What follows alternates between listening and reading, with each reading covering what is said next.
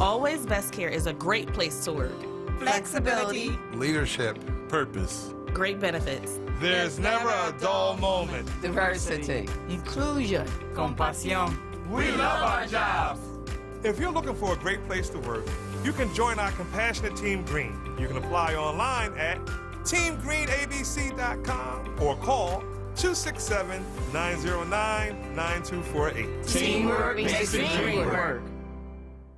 This is not a fad for us. We will not resume our regular programming when things die down. We're not black to help our bottom line or because it's politically correct. We're not joining a fight. This has been our fight, our message, our people. Black lives have always mattered here. We are Undeniably, indefatigably, unapologetically, permanently Black Talk Media. WURD. Now, with more clarity, this is Word Radio, 96.1 FM and 900 AM WURD Philadelphia. Streaming live at wordradio.com. The views and opinions expressed by the guests, listeners, and hosts of any program on Word Radio do not necessarily reflect those of ownership, management, or advertisers of this station. You're listening to The Source, an eclectic arrangement of diverse, powerful voices tackling the issues that affect us all. So let's get started with The Source.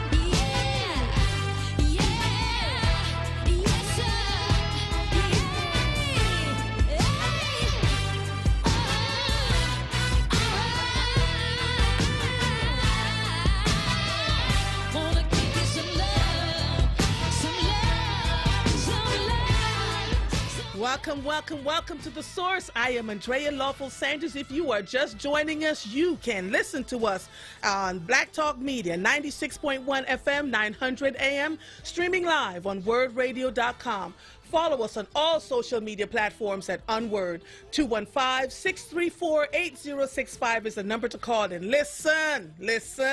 I am super stoked today, right? I realize that when I sit in the studios or when I'm in my home office talking to all of you, that my hands are always flying because I'm just one of them really hyped individuals. I just can't sit still. And I thought about just kind of, putting my hands down and, droning on, welcome to The Source. I am Andrea Lawful. So I can't do it. So I have to be my authentic self, and that is what I am doing today. There are some things that I'd like to talk to you about before the 1:30 hour. I have this entire time to talk to you. So if you want to call in, 215-634-8065 is the phone number. In the meantime, I'm going to do a couple of highlights for you. The first one, in honor of my husband, who was just like, what now? It says that the NFL may ask fans to sign COVID-19 liability waivers, that sports are slowly starting to come back into our lives, but for the time being, it seems as though most of us will have to settle for watching those sports from the comfort of our own homes. That's because a majority of sporting events held over the coming months will be without fans in attendance. However, the NFL has consistently stated that it's still aiming to have fans in attendance this season as long as health and government officials allow it. The league is going to leave it up to individual teams to decide whether they want to allow fans to attend games, and if so, how many of those fans will be allowed in the stadium. Those capacities will have to adhere to local health and safety policies and protocols. As such, there was still a chance that you'll be able to catch your favorite football team in person later this year, depending on where you live. But if you want to take your stands on the spots, you are just going to have to. So it'll be interesting to see who will be able to get into the stands. Will it be the people that have more money? Will it be the people that have season tickets?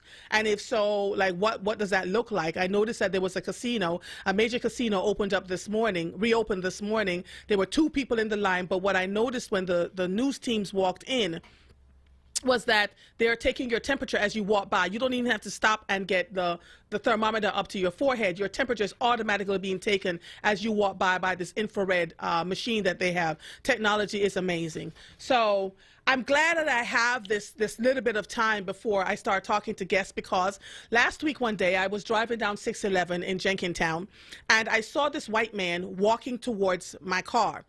He wasn't walking towards my car, but he was walking from a distance, in the direction of my car.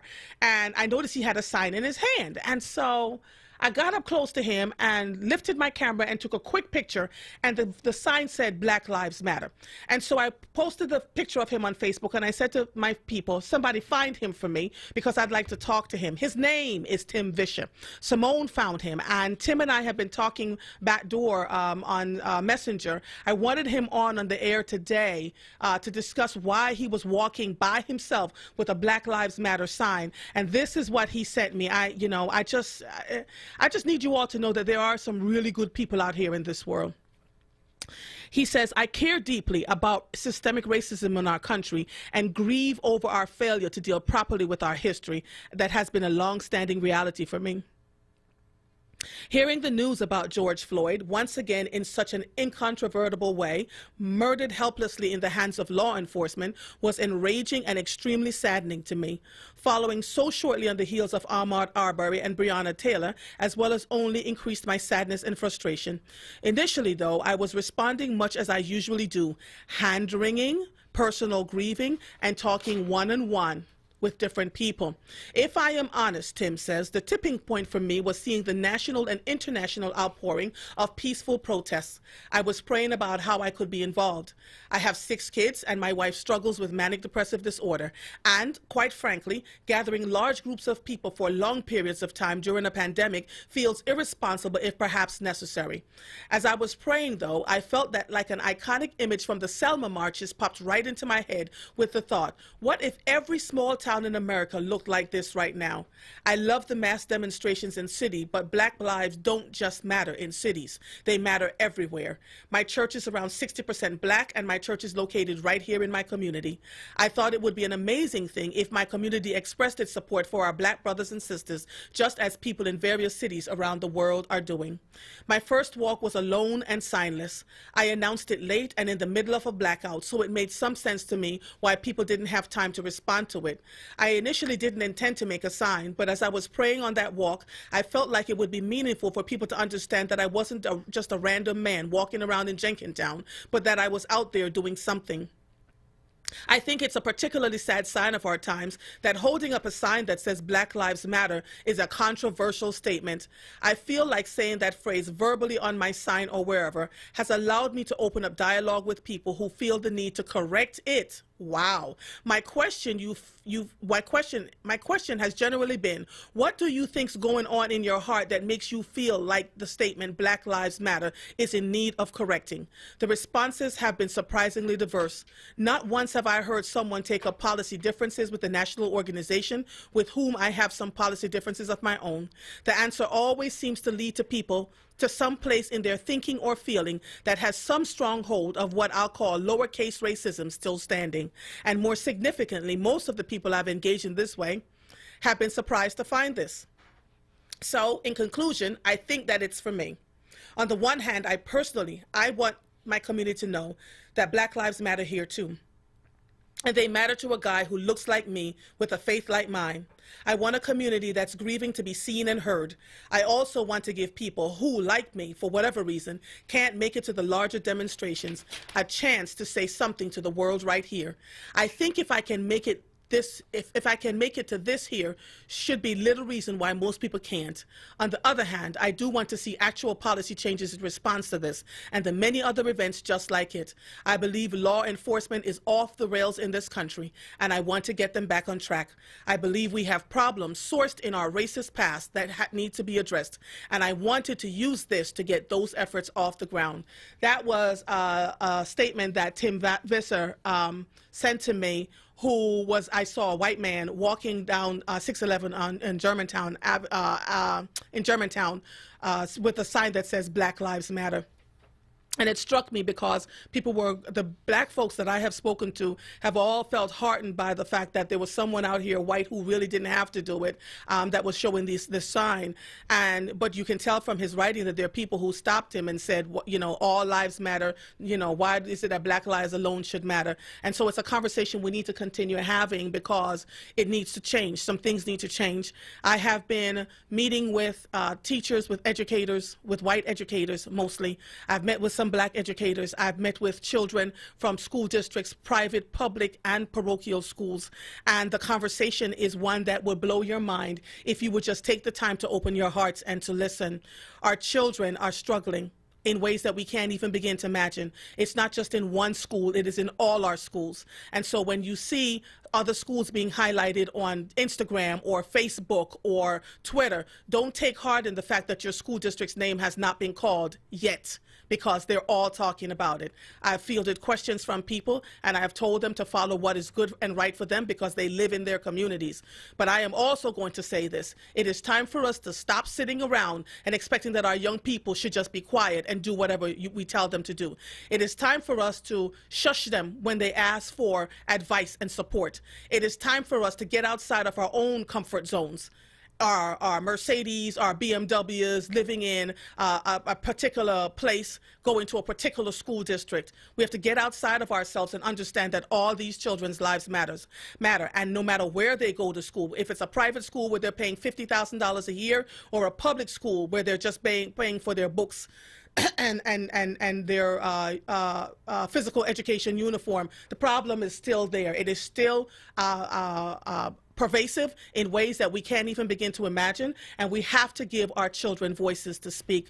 To the adults like Tim Visser, who have been standing in the gap in the smallest way that they know how to, I say thank you. I say that you are not invisible. I say that we hear every bit of what you're saying, and we appreciate the fact that you will take the blows that are coming your way, because power cedes nothing without a struggle. right? And so we understand that when you get out there and you start to step in the gap for a whole group of people who you consider to be marginalized, there will be those who will want to come and step into your necks and tell you that you can't and you shouldn't and you shan't. But quite frankly, I am a middle-aged woman. I was born in the middle of these protests in the 60s. I am now back in the middle of these protests. And I have to tell you that I absolutely blame my group. You know, I am Gen X. And so I literally, or am I Y? I can't remember now. I'm so old. Somebody remind me what the 50-year-olds are. What age group we're in.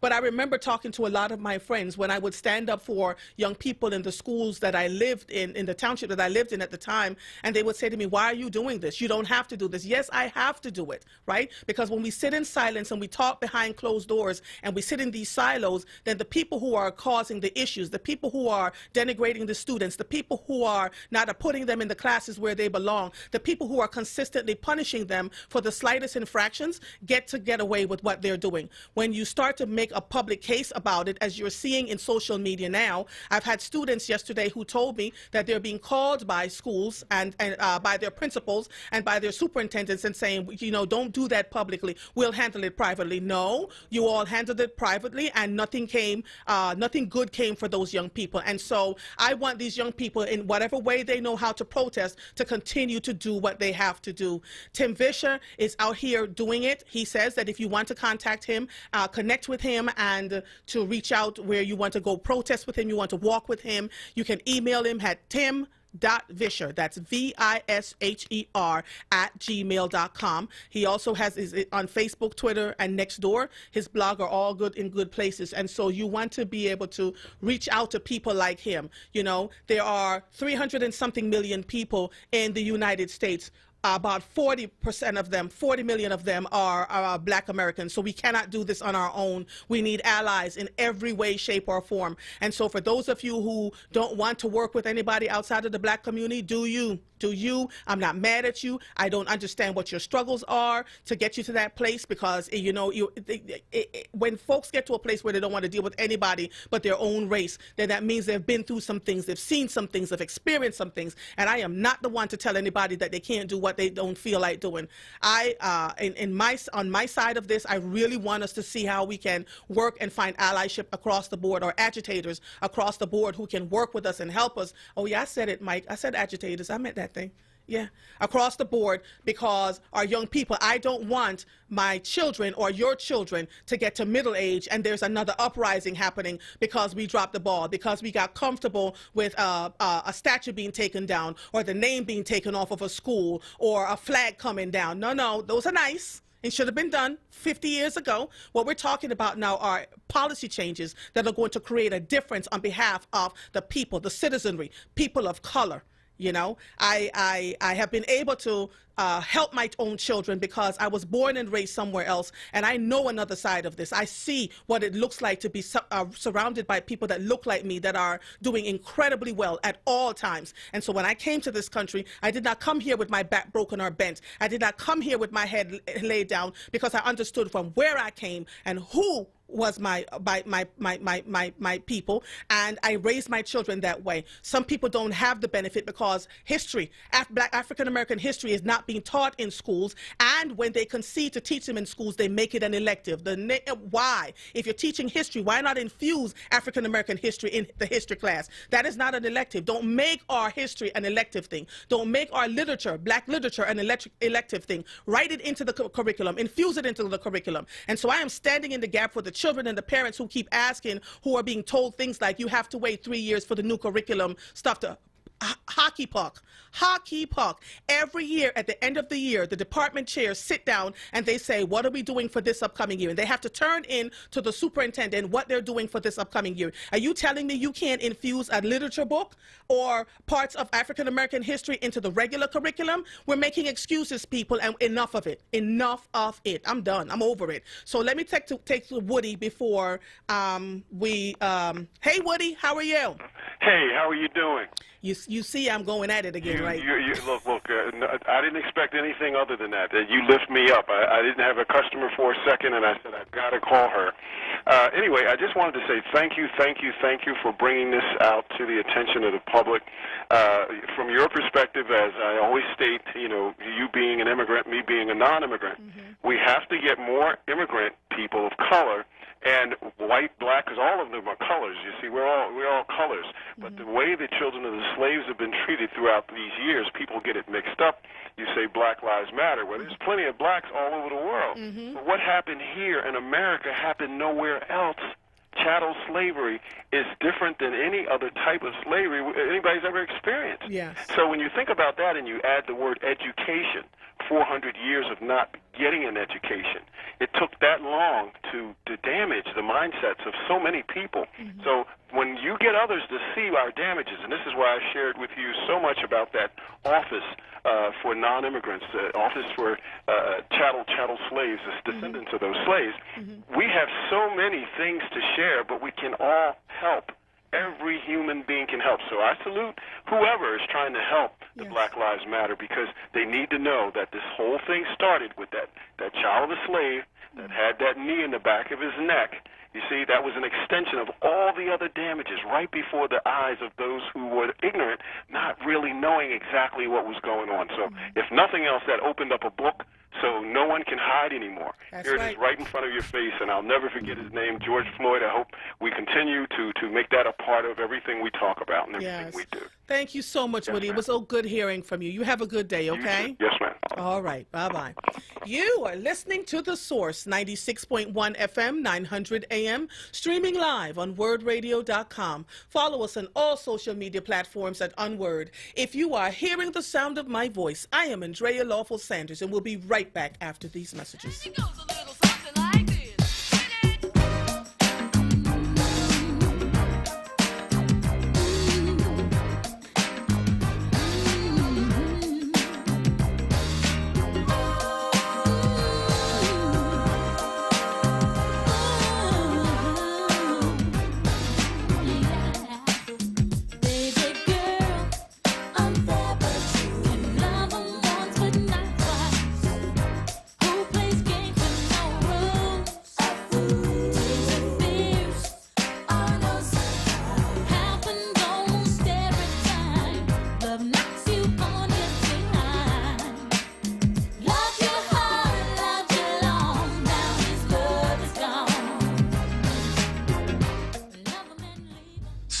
Finished binge watching that entire TV series? Now it's time to binge listen at wordradio.com. Check out our archives of WURD on demand. And listen to some of the most memorable moments from your favorite hosts. Word Radio on demand. Check it out right now at wordradio.com/podcasts.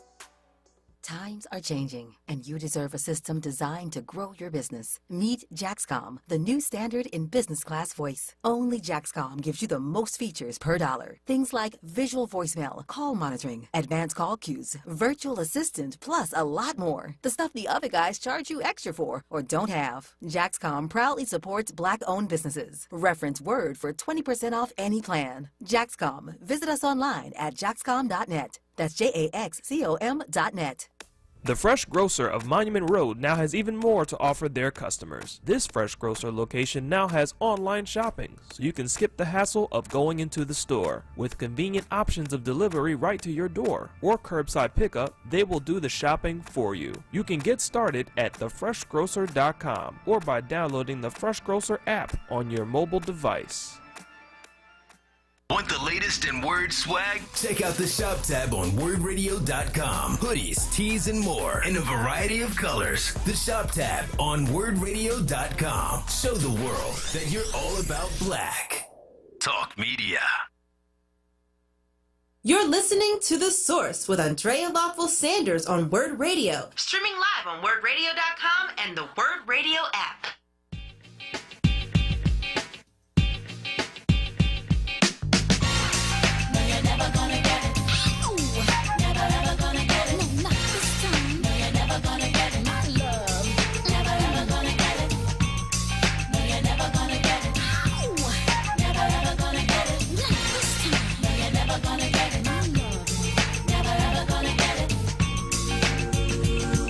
I remember how it used to be.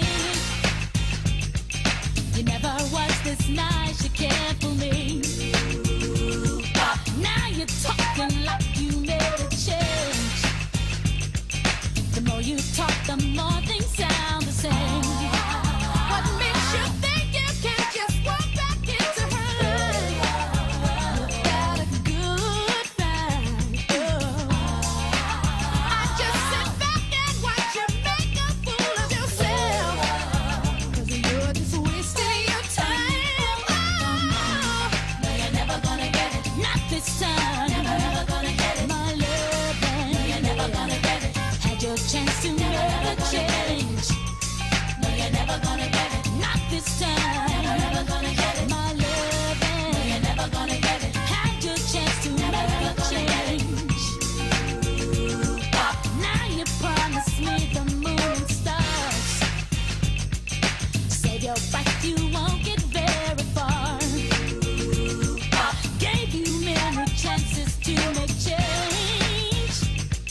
The only thing you changed was love to hate. It doesn't matter what you do or what you say. She doesn't love you, no way. Maybe next time you give your woman a little respect, so you won't be hearing her say, no way.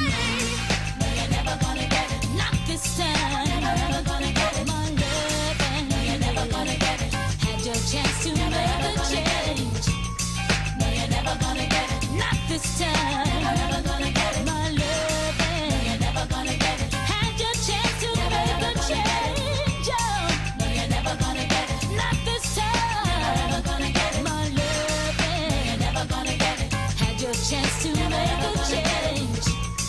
No, you're never gonna get it. Not Back this to the time. source. Listen, I was in here singing never gonna get it, never gonna get it, never gonna get it, never gonna get it. And then I forgot that I was actually hosting a radio show. So our next guest is Lee Purnell from Southwest Leadership Academy Charter School.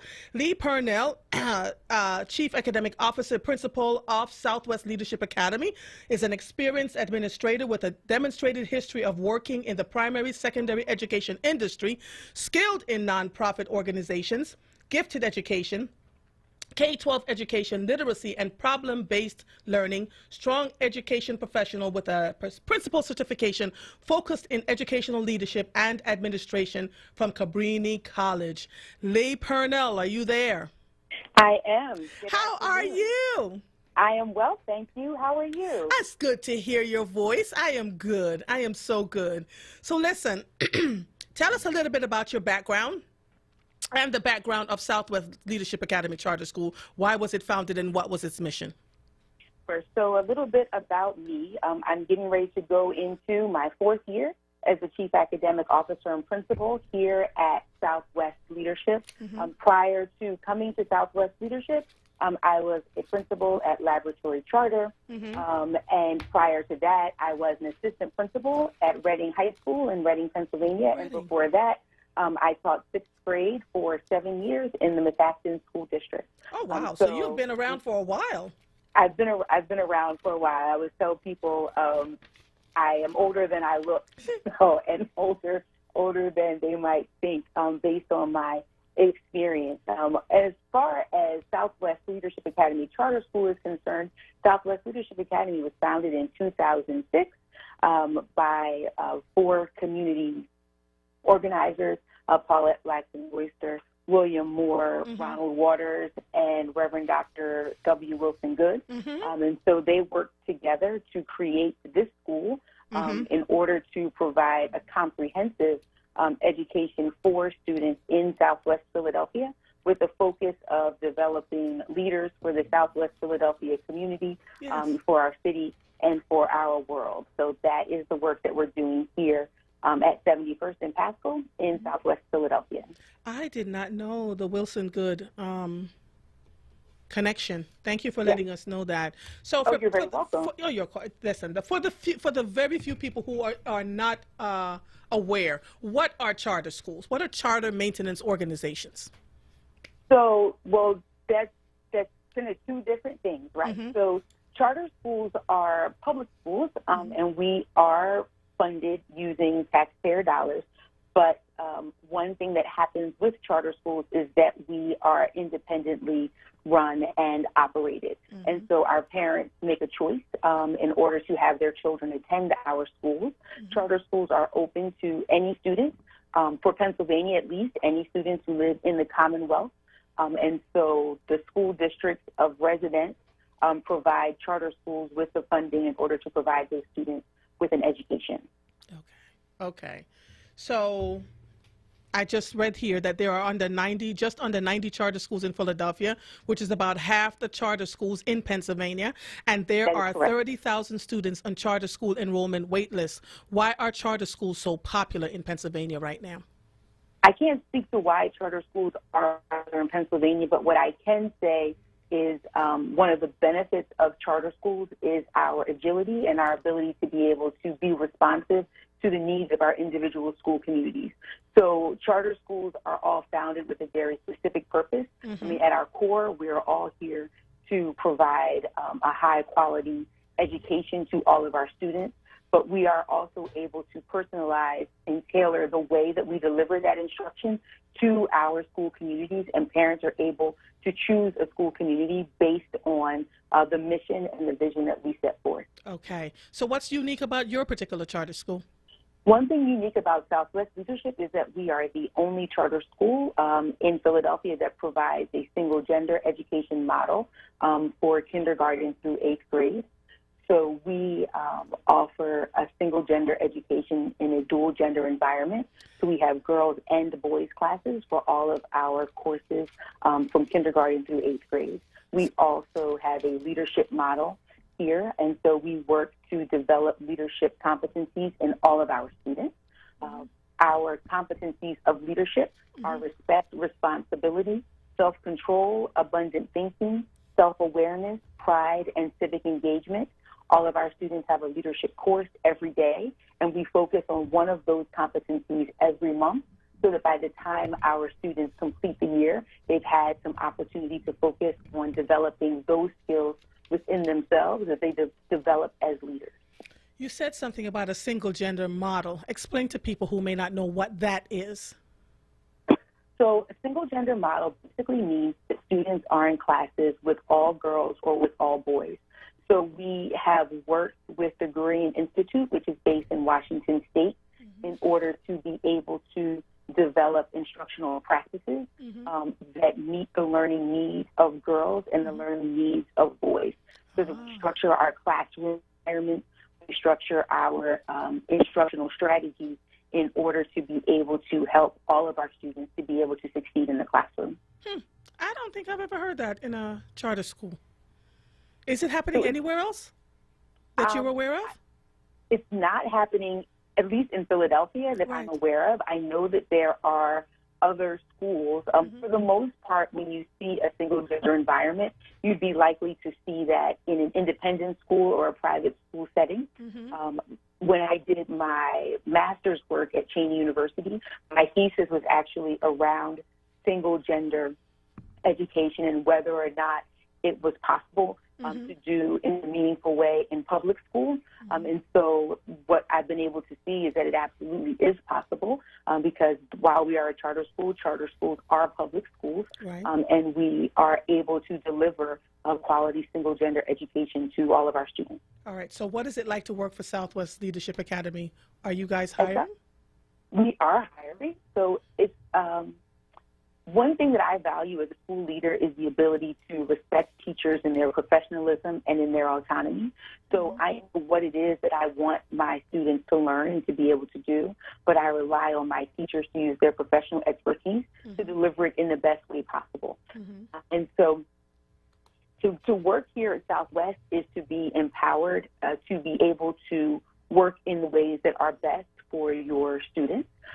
We certainly are building a community of teacher leaders here and of learners, of continually learning in our professionals. And so that's something else that I always that I emphasize with my teachers is that my job is to provide them with the tools that they need in order to be successful and then move out of their way.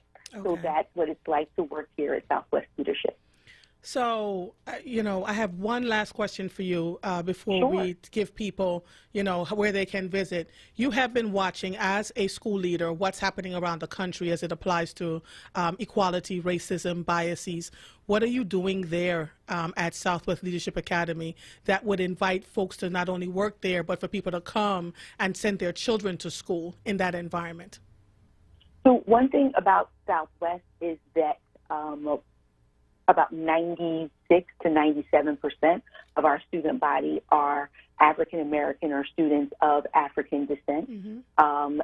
We had 80% of our staff who were teachers of color, and 70% Wait, of our staff. stop. Sure. 1 second. Did you just say 80% of your staff are teachers of color? I did, yes. Well, So blow me away. So 80% of our staff are teachers of color, and 70% of our staff are African American or of African descent. One thing that is important in this work and in what we've seen around the country is the importance of students being able to see themselves reflected in their teachers and in the leaders of their school.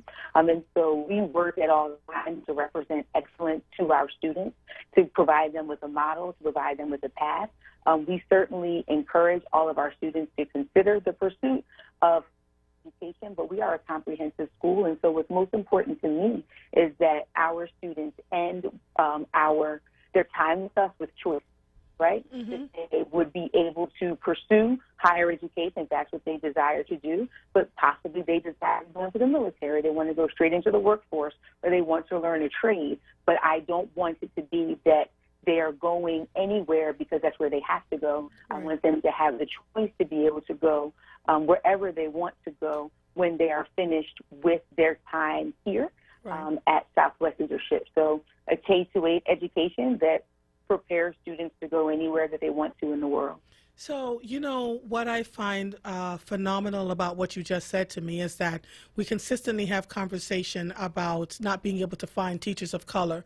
You have in an entire school, 70% of your teaching population are black people. And, you are to be applauded for that, because I've heard every excuse from they don't come to us, they don't, whatever. You seem to be doing it. So how would they reach out to you if they would like to come and work at Southwest Leadership Academy?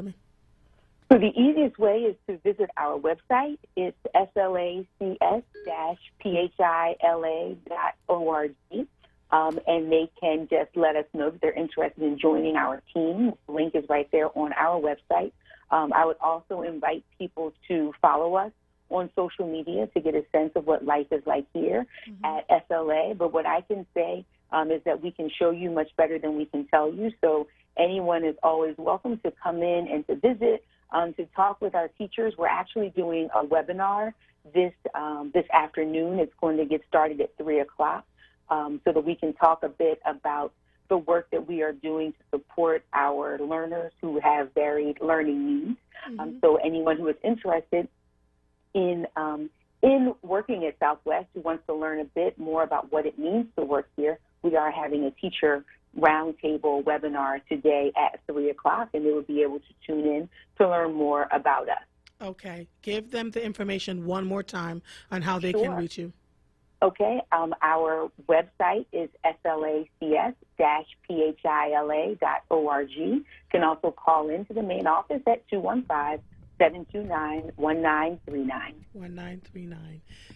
Lee Purnell, CAO, Principal of Southwest Leadership Academy. I want to thank you for calling in and giving us these details, and I hope you find just what you're looking for this upcoming school year with your children, staff, and families, okay?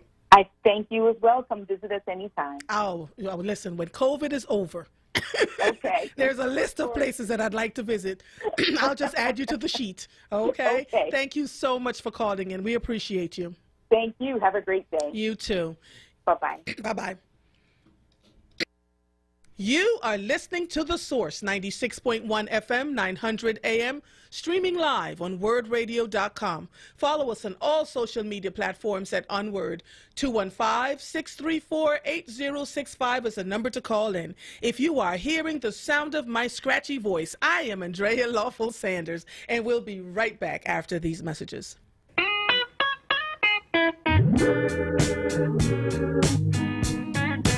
Love and happiness.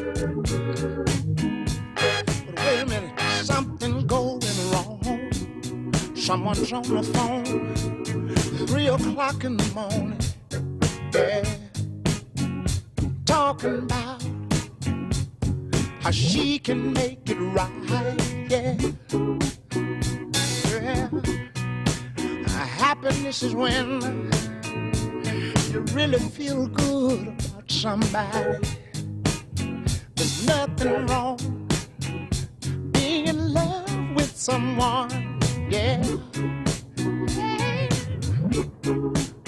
Oh, baby, love and happiness. Love and happiness. Oh.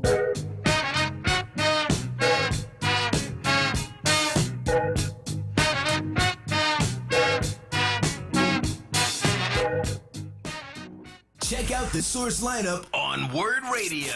Mondays, get ready for the rapping professor, Dr. Aaron Smith. On Tuesdays, it's Andrea Lawful Sanders. Then on Wednesdays, It's the Black Women's Leadership Council. On Thursdays, it's a second helping of Andrea Lawful Sanders. And on Fridays, it's Tiffany Bacon. don't miss The Source. Monday through Thursday, 1 p.m. till 4 p.m. and Fridays, 10 a.m. till 1 p.m. Exclusively on Word Radio, 96.1 FM and 900 AM WURD. Streaming live on wordradio.com and on the Word Radio app. Pico has many ways to help you lower your energy usage and save money at home. Here's one. Have an old working fridge or freezer in your garage or basement? Pico will pick it up, dispose of it responsibly, and give you a $75 rebate. That's right, $75. Plus, you can save as much as $150 a year on your energy bill by getting rid of it. Just schedule your pickup at pico.com/recycling or call 1-888-5-PICO-SAVE today. Be sure your fridge or freezer is plugged in and working at time of pickup. Family Therapy Vignette Moments with Dr. Lucille Ijoy. Come on out and become a Word Radio member one by one. Renew your membership or get a new one. Get serious information and have some fun. Call 215-425-7875. That's 215-425-7875. Come on out and become a Word Radio member one by one. Renew your membership or get a new one. Get serious information and have some fun.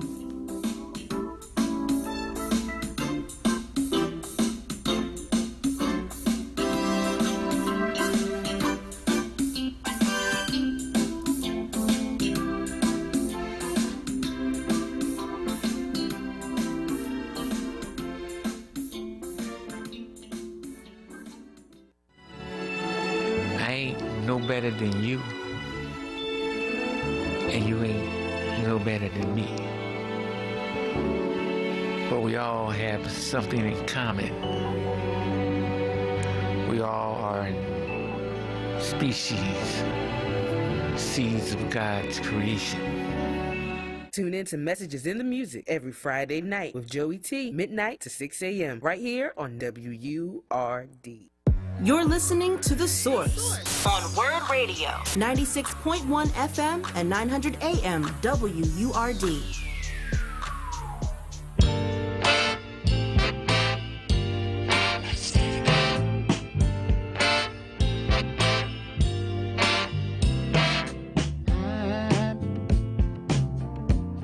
I'm so in love with you. Whatever you want to do is all right with me. 'Cause you make me feel so brand new. And I want to spend my life with you.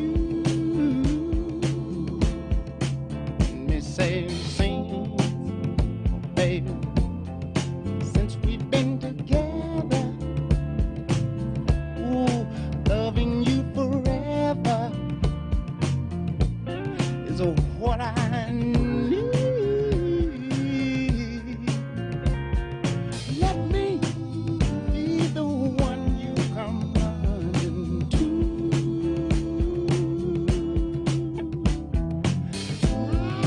I'll never be untrue. Oh, baby, let's stay together.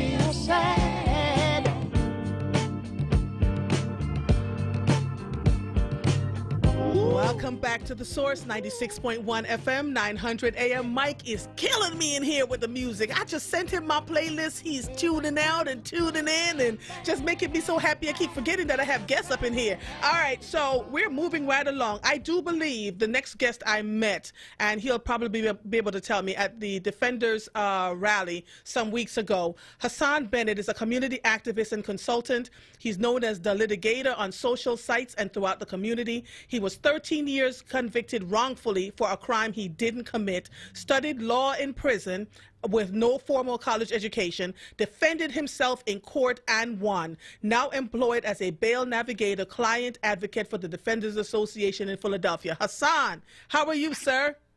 I'm fine. How you doing today? Listen, I did meet you. I remember standing maybe about 8 feet away from you as you were telling your story. You were at the Defenders rally, were you not?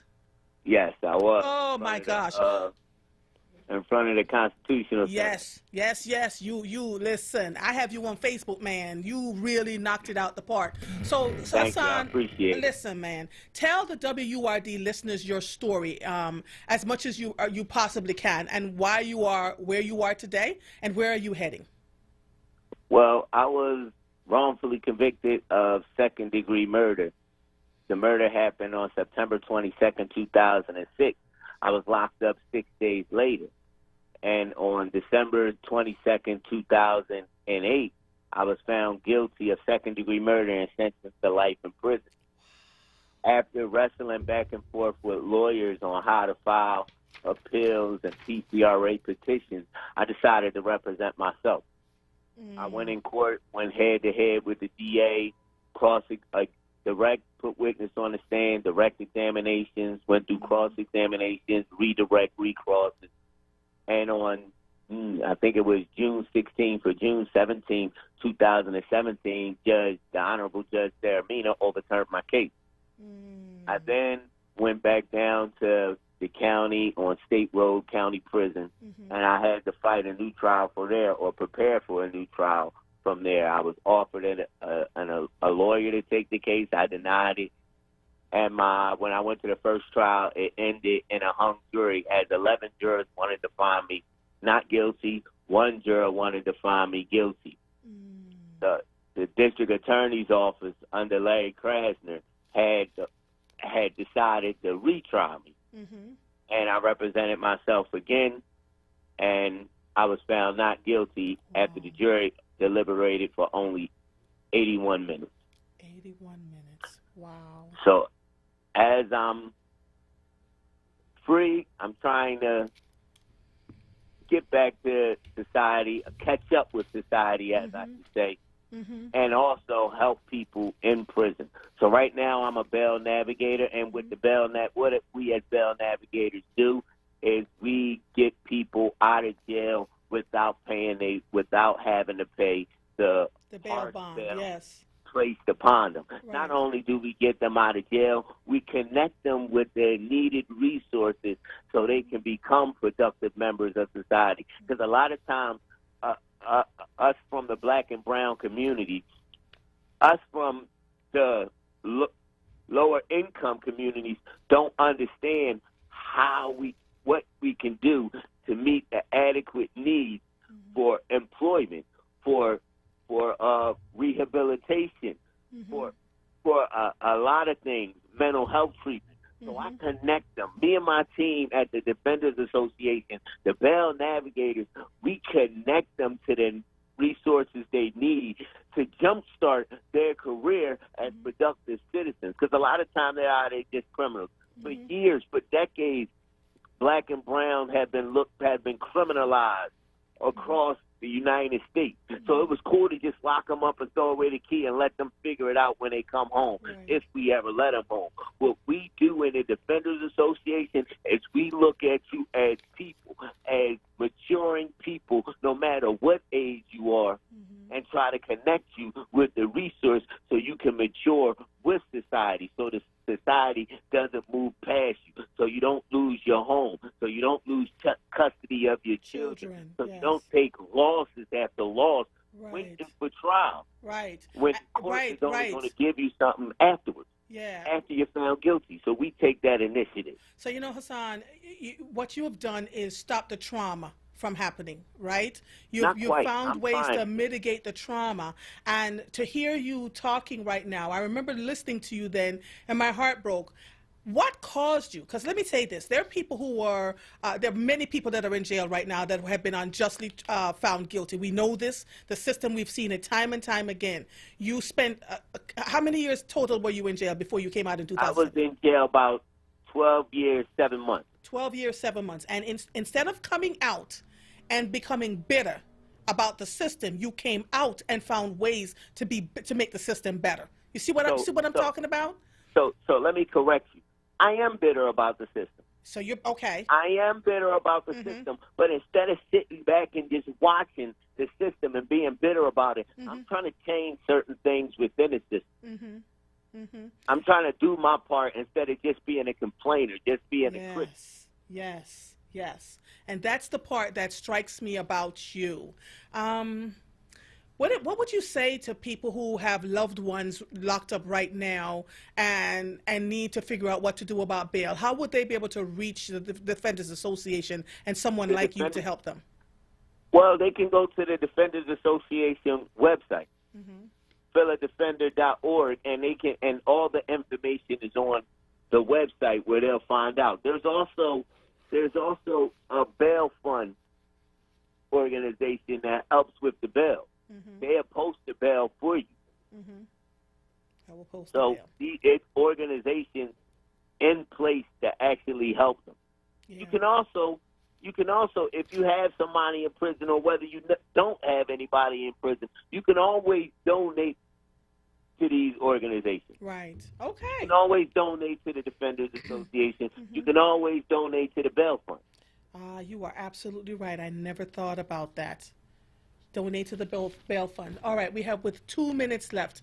What do you want to impart to the people who are listening to you, Hassan? I mean, you are such an example of what is incredibly possible with all the trauma that has been inflicted upon you. You tried your own case and you won.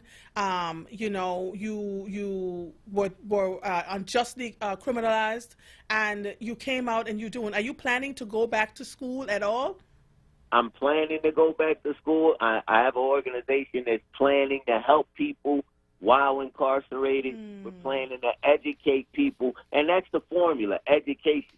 So what I want people to get from me is defiance, civil defiance. When something is wrong, we don't have to just sit back and accept it. We can do something about it. We can do something about it. If you look at for too long, we've been told, okay, you should be happy. No, we shouldn't be happy. As I always said, if someone takes my bike, I want my bike back in full. I don't want a handlebar missing. I don't want a peg missing. I don't want a wheel missing. I want my whole bike. In this country, we have been taken from over and over and given bits and pieces and saying, you just should be happy. No, we shouldn't be happy. We want everything. We want our whole entitlement. And you don't have to just sit back and accept the minimum. Yeah. Thank you so much. I'd like to bring you back on with Keir Bradford Gray, because I want to know how the Defenders Association saw the value, the extensive value in what you had to bring, where other people may have not even looked your way. They brought you in. I know I got 3 minutes left, Mike. Mike, producer's like, how did you end up getting that job at the Defenders Association? I saw the website. I submitted an application on the website. I have been doing endless amount of volunteer work in that field. I placed it on my resume, submitted it to the website, came in, knocked out my interview, and they hired me. It was Come on, thing. Hassan. So let me tell you what Hassan just said. He did endless amount of volunteer work. Volunteer work speaks volumes. So he didn't have any working history because he had been incarcerated unjustly, but he had so much volunteer work. He went in and knocked it out the park. Talk about that, the confidence that you had to build to get to that place. Kudos to you, my brother. Do you hear me? Thank you. I appreciate it. I really look forward to talking to you some more soon, okay? Anytime. All right, Hassan. How can people reach you? You can just contact me on any social site, under the litigator. The litigator. D-A litigator. _ litigator. LITIGATOR. On any social media website, Facebook, Instagram, Twitter is where I most frequent at. Hassan Bennett, it was a pleasure talking to you. You enjoy the It's rest of always your day. a pleasure. You hear, sir? All right, thank you. You have a beautiful day. All right, you too. You are listening to The Source, 96.1 FM, 900 AM, streaming live on WordRadio.com. Follow us on all social media platforms at onWURD. If you are hearing the sound of my voice, I am Andrea Lawful Sanders, and we'll be right back after these messages.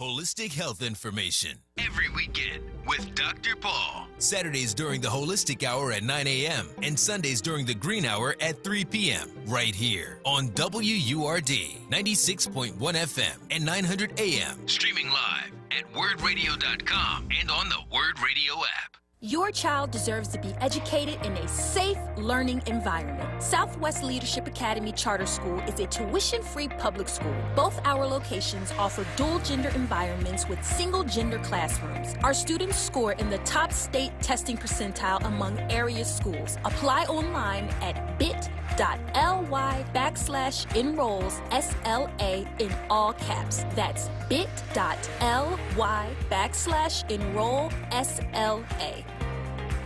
Do you need health insurance for your children?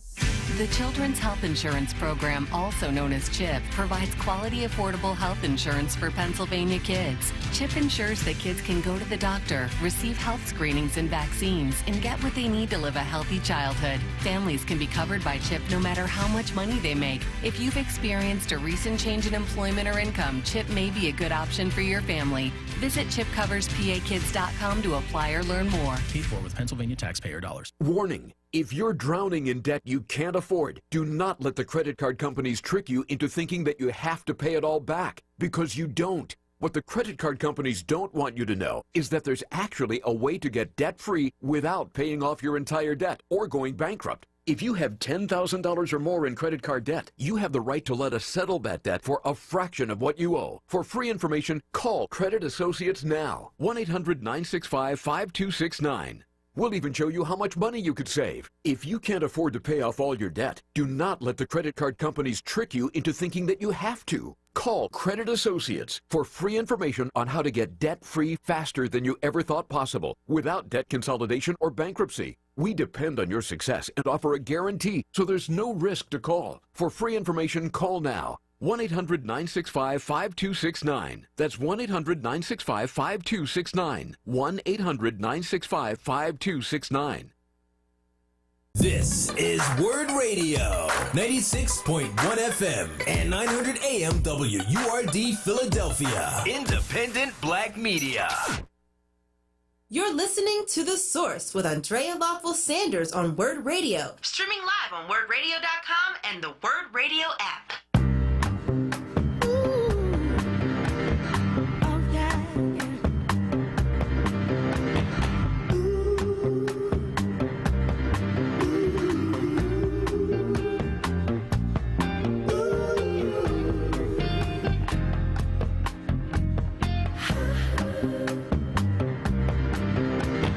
Same old story back again. She's not a lover, she's just a friend.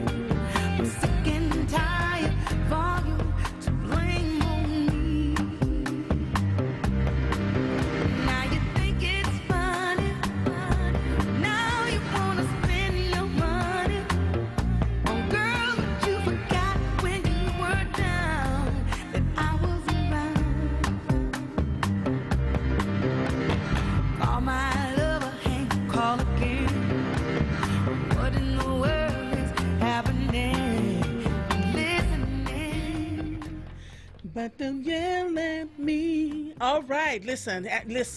Mike I am begging to keep Mike. I just got to let you know. He is my newest producer. He is so cool. He's taken my entire playlist and he's tearing my mouth out with it. It's just a wonderful thing.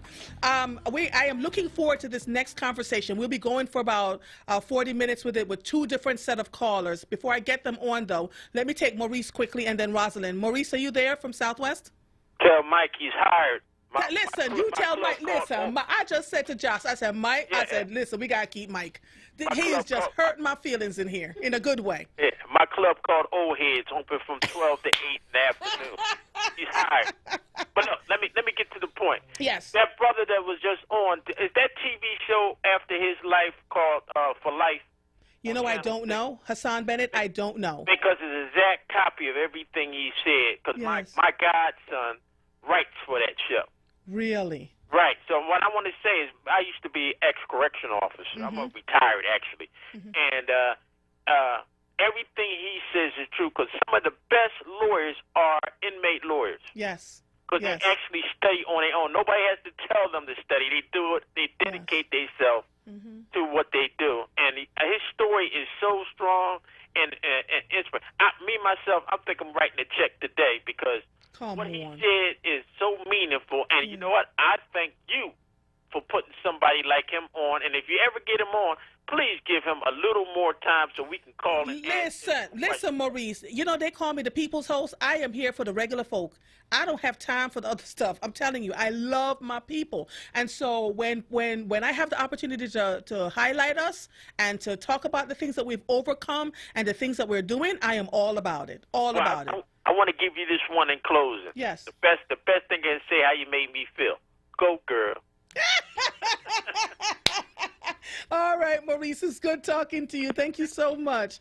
Rosalind from Kensington, quickly, 30 seconds. How you doing, sis? You too, sister. I love you, too. This was one question I wanted to ask for the children. Yes. Is that they already got the computers and everything. Can we set up something where they can go here and vote online to get the president out since he did the 14th Amendment and what is the Section 3? Can our children go in there and vote and get him out of here since the people in the House of Representatives can't do it? Let the children do it. They say they want everything. Let's give it to them. All right, Miss Rosalind. So they can do absentee voting. I think they're able to do it for November 2. So let's look into that. We'll look into that and keep listening, okay? And let's see if we can get your wish granted, all right? Okay. God bless you. God bless you too, my sister. You have a good time, okay? Talk to you soon. Bye-bye. Bye-bye. All right, so we have now on the line Deborah Keys Wright, who will give us a brief overview of what implicit bias is and how it shows up in the education system. Deborah is someone I met from the National School Board Association many years ago, and we stayed in touch. When I tell you my network, only thing that isn't in it is Jesus. You know, I can't dial him on the main line, but the network is strong and powerful internationally. And then Helen Bassett is the vice chair of the Board of Education at Robbinsdale Area Schools in Minneapolis, Minnesota. Robbinsdale Area Schools in Minnesota, not Minneapolis. My apologies. So Deborah and Helen, are you both there? Yes. Good afternoon. Yes, I'm here, Andrea. Good afternoon. How are you?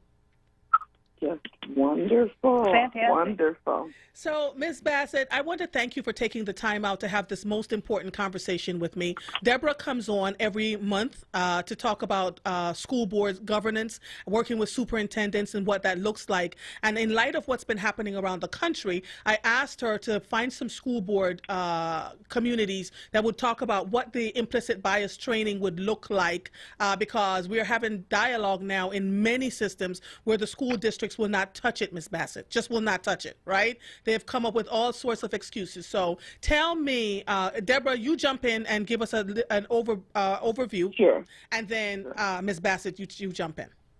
I will. Okay. And Andrea, your previous guest, he experienced implicit bias. He sure did. Just listening to his story, Can you imagine? Not guilty of murder, spent 12 years in prison, was his own lawyer, and was found not guilty. Can you imagine? We are so tired of that scenario where we have to change the narrative. But anyway, implicit bias, just so that we understand what implicit bias is, it is your attitude at an unconscious level, okay? So connect that with what board members have to be thinking about. They're in charge of the direction and setting the vision of a school, okay? We have to educate all children, especially those who are historically left behind, and we know who those children are. So when you think about implicit bias, listen to this. I'm going to let you sit in this in just a second. According to Professor Powell at UC Berkeley, only 2% of our emotional cognition is conscious. 2%, okay? So the remainder resides in the area where implicit bias is. So just imagine that, only 2%, okay?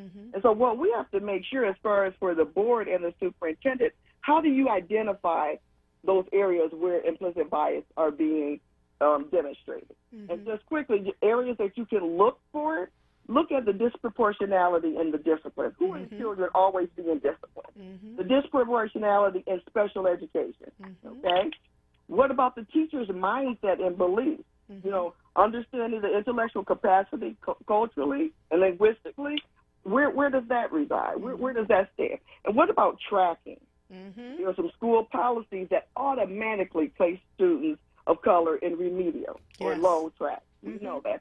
And then think about dominant discourse, okay? Ways of thinking and talking about students and families that diminish, underestimate these children. Just think about, these are things that are happening every day in the school system. So we definitely have to address that. And like you said, not everybody wants to, but we are, the way things are going in this country today, we have to. Unapologetically, we have to address this. And so the board members and, of course, the superintendent, they are the boots on the ground. They do embrace the training, but you have to be brave enough to say, we're going to do this, because you are going to be uncomfortable, and you need to be uncomfortable, or this type of work training will not be successful. Okay, so I'll let Helen talk more as far as on the being the boots on the ground as a board member and embracing this type of training that I actually provide with them as well. Oh, good. Ms. Bassett, welcome to WURD and The Source. It is a pleasure listening to speak with you today. And for those of us who are on the line and they're listening on YouTube, Facebook, thousands of them are listening on the air. And so, you know, what you have to say is incredibly important, because we have school boards, school districts right now who are saying this can't be done. We don't have the money. We don't have the time. We don't need to do it. It is not necessary. All lives matter. What's happening in your particular school district? Well, here in Robbinsdale School District, which is a first-ring suburb of Minneapolis, so they're right next door. Our students cross borders all the time. We have open enrollment here in Minnesota as a state policy, so students are able to go where they will. So we have students in our district who come from other suburban communities as well as the central city of Minneapolis. So just to give you a picture of who we are. And then we also have over 50% students of color in our district, and that's changed over time. In the 18 years I've served, that's changed from around 20% now, 18 years ago, to right now over 50. So I really appreciate the opportunity to be involved in this conversation. Thank you, Ms. Keys. We respect her a lot. We've met her and have worked with her over the years. But what I really want to say about this implicit bias, and hopefully this will be a bit of a conversation, and if there's some questions, please ask me, because I may go off one way or the other. But one of the things that I know for sure is you have to have a mentality of being in it for the long haul. Whether you are going to be a one-term member of your board or you don't know that yet, and it just turns out that you are longer term. I didn't know that, but it turns out that I have been longer term. But when I say your attitude has to be one of the long haul, is that you have to be ready and willing to look for opportunity. Oftentimes, school board members, particularly in the Midwest and perhaps in other parts of the country as well, I believe it's true, that often a school board member may be the one or only or one of a couple, usually just one, out of the entire school board. And so, of course, we all know that you need 6 votes or 7 votes or a majority of the votes to prevail on an issue. So one of the things you have to quickly learn is that you have to be able to work have both your hands working. On the one hand, you're learning and pushing and understanding the policies and the practices in your district that might need to be tweaked. And on the other hand, what you're doing is you're trying to encourage and get to know your school board members so you can understand what it is that what they say as opposed to what they do, and then try to find the sweet spot within that to move policy. So really that comes down to building authentic relationships with them in a way that it will invite progress, really, right? That's true. And so remember, at the same time, you also have to hold enough integrity and enough courage so that people really know who you are. So you can't, if you're laying down on every fight because you're looking for the best day and the best fight, sometimes you miss all the fights. That's right. Come on. You can't. So you can't, dilute your core values and what you believe in to achieve that. But you can do that in a way. My minister used to say, you can disagree without being disagreeable. You know, so trying to keep all of those things in front of you, and then, to each side of your peripheral vision. Because right in front of you has to be the achievement of the children, of all the children, and in particular those children who are being left behind. And as a black woman, of course, you know it's been a sensitive subject for me since I started on the board. And it's only become more and more clear to me how important that work is because we're getting more and more data about the impact on students of color. So let me ask you. Let me ask you this question. Yes. My apologies. Let me ask you this question. Are you embracing implicit bias work right now as a school district?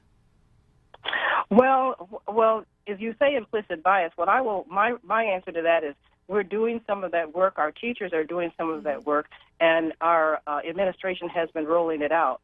I would be, I think that we, like everybody else, because of COVID and having to immediately stop and pivot and start doing distance learning before there had not been that, that's taking a mammoth amount of time and energy. So much energy has been focused on that.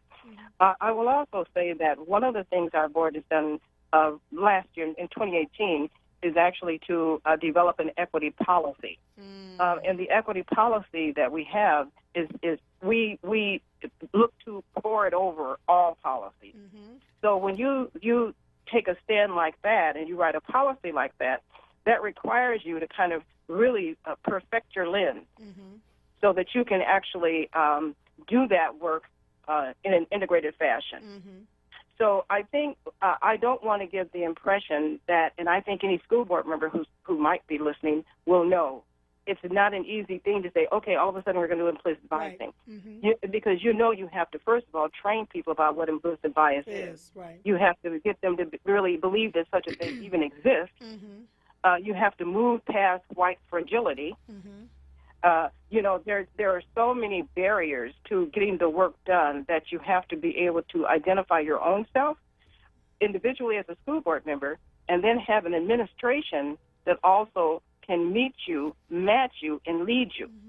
So, Ms. Bassett, so let me say this. I'm listening to you, and everything you're saying is ringing true, right? I have been an implicit bias trainer for 20 years now, aside from doing this radio show. I just started doing the radio for the last 6 months. And so this work is very important. And one of the things that I've said to people each and every time is before you start to talk about implicit bias training, which is why I love Deborah so much, you've got to get to the board and the superintendent. It has to start there, because if they don't understand what's going on that level, once you start to roll it out into the schools and the educators start complaining and they're feeling uncomfortable and they're rolling their eyes, then, it loses its teeth and it loses ground. And the other thing, Ms. Bassett, is that people have to get very comfortable with understanding that if you're doing this training, it's a minimum of 3 years. This one-day training thing that everybody wants to, I got a superintendent call me recently and said, well, I just was hoping you could do the teachers in one day and the aides in another day, and the board, no, sir.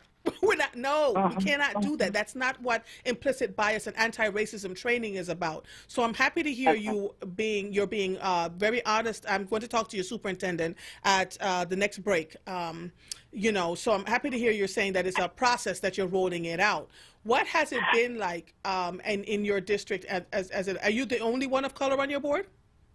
Well, I was until for the first 16 years, and then 2 years ago, another gentleman of color, in his ethnic background is not just a Caucasian, and so he has brought his lens to the district as well, and he's just a wonderful person and a parent in our district who decided to run for the board, and we're so thankful. Yes. But for 16 years I was, and so I have to tell you, it's really nice having someone come along who automatically and intuitively will recognize certain things and will speak up for them.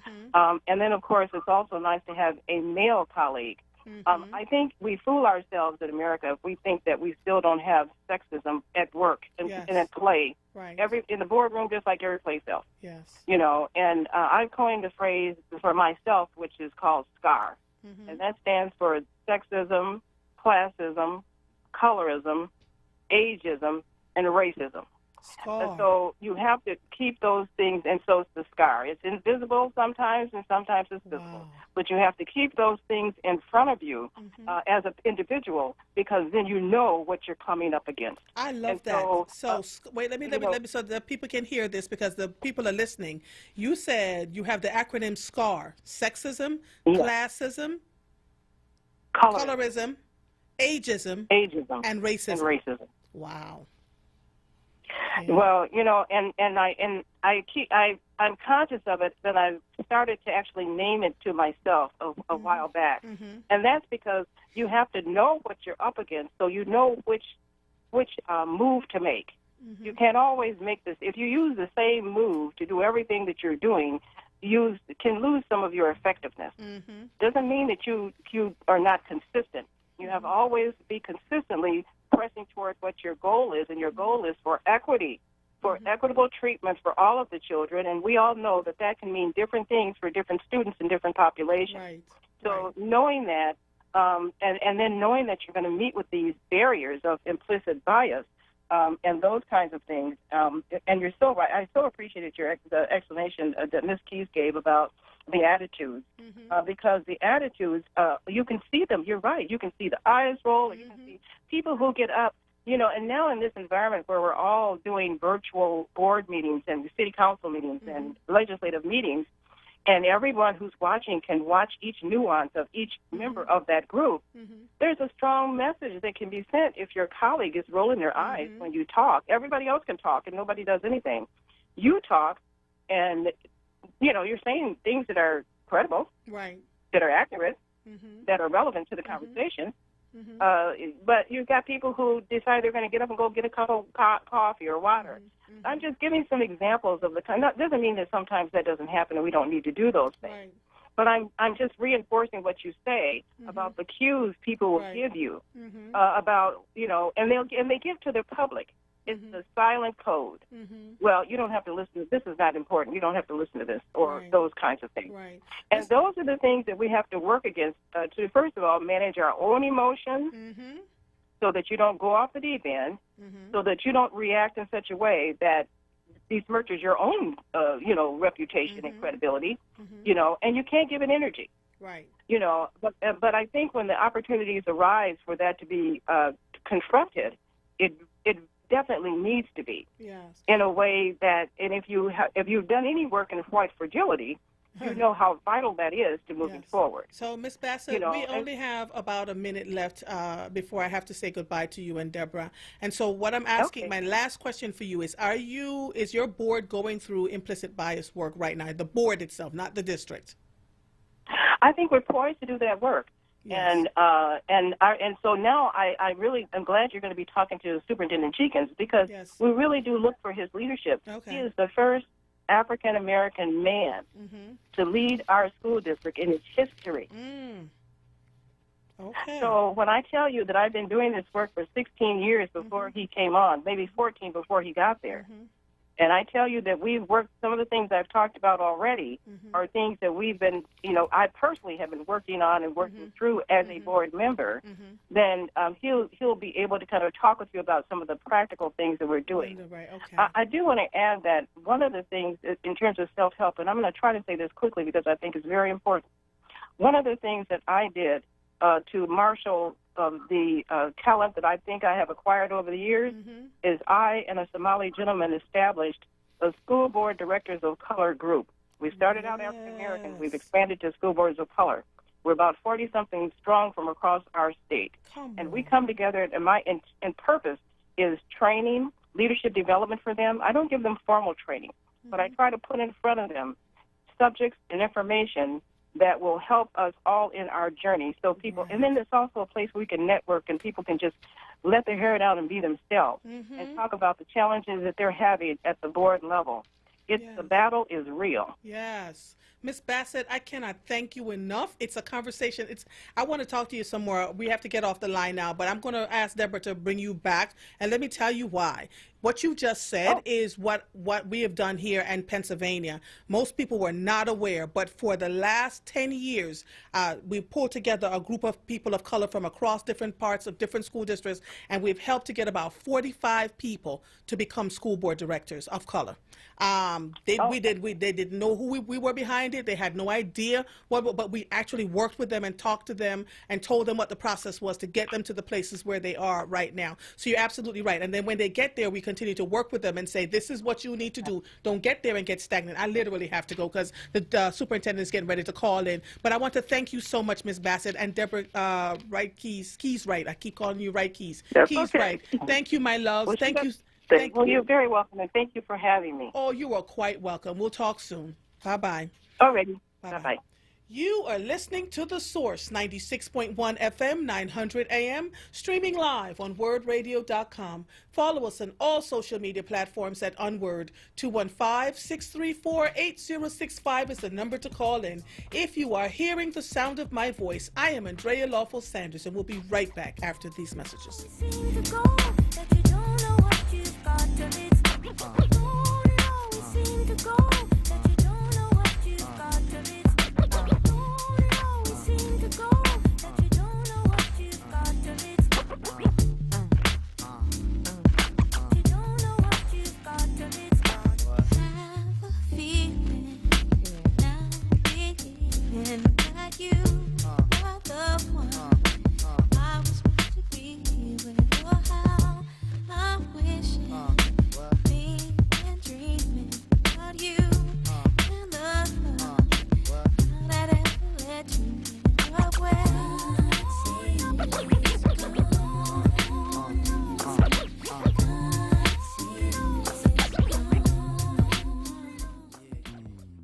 Hello, this is JD. And Juanita, owner of JD's Auto Body and Painting. During this COVID crisis time, I just wanted to share with you and Word family, I thank you for your continued support. Remember to wash your hands and make sure you're checking on your family and friends from afar. Car repair is an essential business. If you have any accidents, you can always bring your car to JD's Auto Body and Painting and we'll repair your car. We have a system in place for limited interactions for times like this. We need to lean on each other. Remember, Word, you always receive a 10% discount. Call us at 215-848-5949. Again, 215-848-5949. Word members, you will always receive that 10% discount. See you soon.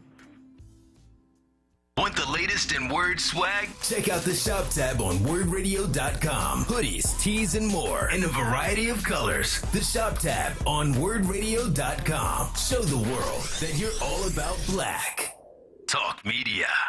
Hey, what's up, everybody? I'm Jason Derulo. I love that music connects to people all over the country.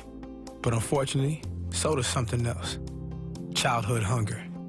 15 million kids struggle with hunger right here in America. And yet, every year, billions of pounds of surplus food in the U.S. go to waste instead of going to the children in need. Feeding America is working to change this. The Feeding America nationwide network of food banks rescues this surplus of food to help provide meals to families in virtually every community in the United States, including yours.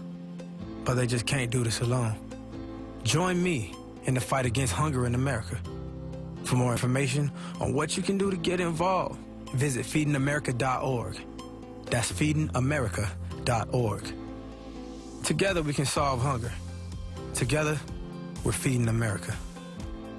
A message from Feeding America and the Ad Council. You're listening to The Source with Andrea Lawful Sanders on Word Radio. Streaming live live on WordRadio.com and the Word Radio app. Welcome back to The Source. We are continuing this conversation with two superintendents. The first one is Dr. Carlton Jenkins. He's the superintendent of the Robbinsdale Area School in Minneapolis, and Dr. Monica Kelsey Brown, who just became the new superintendent yesterday from Brown Deer School District in Wisconsin. Yes.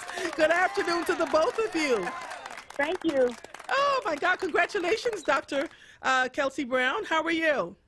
I am doing well. How about yourself? I am doing so well. I am so appreciative of Deborah Wright Keys Wright when she brings, your powerful voices to this platform. I am Andrea Lawful Sanders, and I am the host of The Source. I'm on Tuesdays and Thursdays, and so my biggest platform for this radio show is education. So I'm always looking to have dialogue with people such as yourself and Dr. Jenkins to talk about what's happening in your individual school districts, not just in Philadelphia where we are running locally, but around the country. So thank you both. Dr. Jenkins, are you there? Yes, I am, and I want to thank you for having me on the show again. And we have an extreme talented person with us, and I'm looking forward to being here with Dr. Monica Kelsey Brown. Man, I am so stoked. So stoked. Likewise, Dr. Jenkins. Likewise. Yes. All right. So listen, you all, the both of you are in a place and time where there's an uproar about public education, about what's happening in our schools. Children are being targeted. They say they're being targeted. I don't know what's happening in Wisconsin and Minnesota and Minneapolis, but right here in Pennsylvania, the children have taken to Twitter and to Instagram and started airing out their grievances of what's been happening to them in these particular schools. So now, as the head of these school districts, where do you land, first of all? Like, what are your thoughts around all of this? And secondly, what are you putting in place to mitigate some of these things that are happening around the country? So I'll go first, being day two on the job. Day two on the job. Bless your heart, sister. So while I'm excited about this opportunity, I want to say day one went very well. But in the midst of this, what I would call civil unrest, and the highlight and the permeation of lots of equities that already existed pre-COVID, it just opens everything up and provides an opportunity for individuals who may not have had the comfort level to have these conversations before to have them now. Right. So when let me back up. So day one went great, but day two, which is today, I learned this morning that I lost one of my 2018 graduates due to a homicide. But I say that to say that a lot of the inequities are wrapped up into what we're seeing with our students as it relates to any specific outcome. The homicide is the worst. But our kids not being able to get jobs once they graduate, and our kids not knowing where they're going to live. When all of these, we call them Maslow's hierarchy of needs that our kids they worry about, right? When they leave us. But what I would say is what we've done, and this is before I became the superintendent. I took the liberty of creating a virtual town hall meeting with our staff. And that provided, we had about, I have a staff of about 140, and so we had about 50 staff members on this first virtual town hall meeting. And what I wanted to do in that is give staff members an opportunity, give them permission to begin to have the conversations about this work, especially issues around race. Right. And so there was a lot of power in that. It gave people an opportunity to say what they've always wanted to say, but never had the venue, or we never created the space for them to be able to say it. So I will be doing these. My next one is July 12th.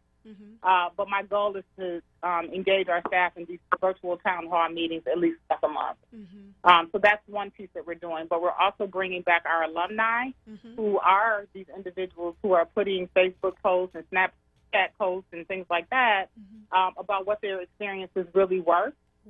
Because it's easy to turn a blind eye to it when it doesn't impact you, right? And so if you get an opportunity to walk in privilege every day, it doesn't impact you like it does children or parents who don't have that luxury. And so we're bringing our alumni back as well. to begin engaging us in those conversations so we know what their experiences were, and so that we can respond to our students in a more affirmative way moving forward.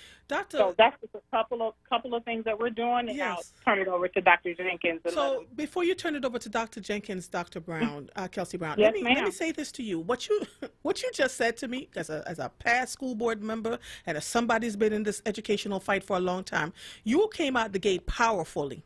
The fact that you're bringing the alumni back to engage with the faculty, to speak about their experiences, oh my goodness. I want you to realize the very impact of what that is going to do, because oftentimes educators will look and say, well, that's just their experience. That didn't really happen. You know, I don't believe X, Y, and Z. And so for you to do that, I just want to thank you, because it's going to get rough. It's going to be a rough side of the mountain, right? Oh, yes. And you already know. So. Yes. Yeah, so I just want to thank you in advance for that, you know, as you get that started.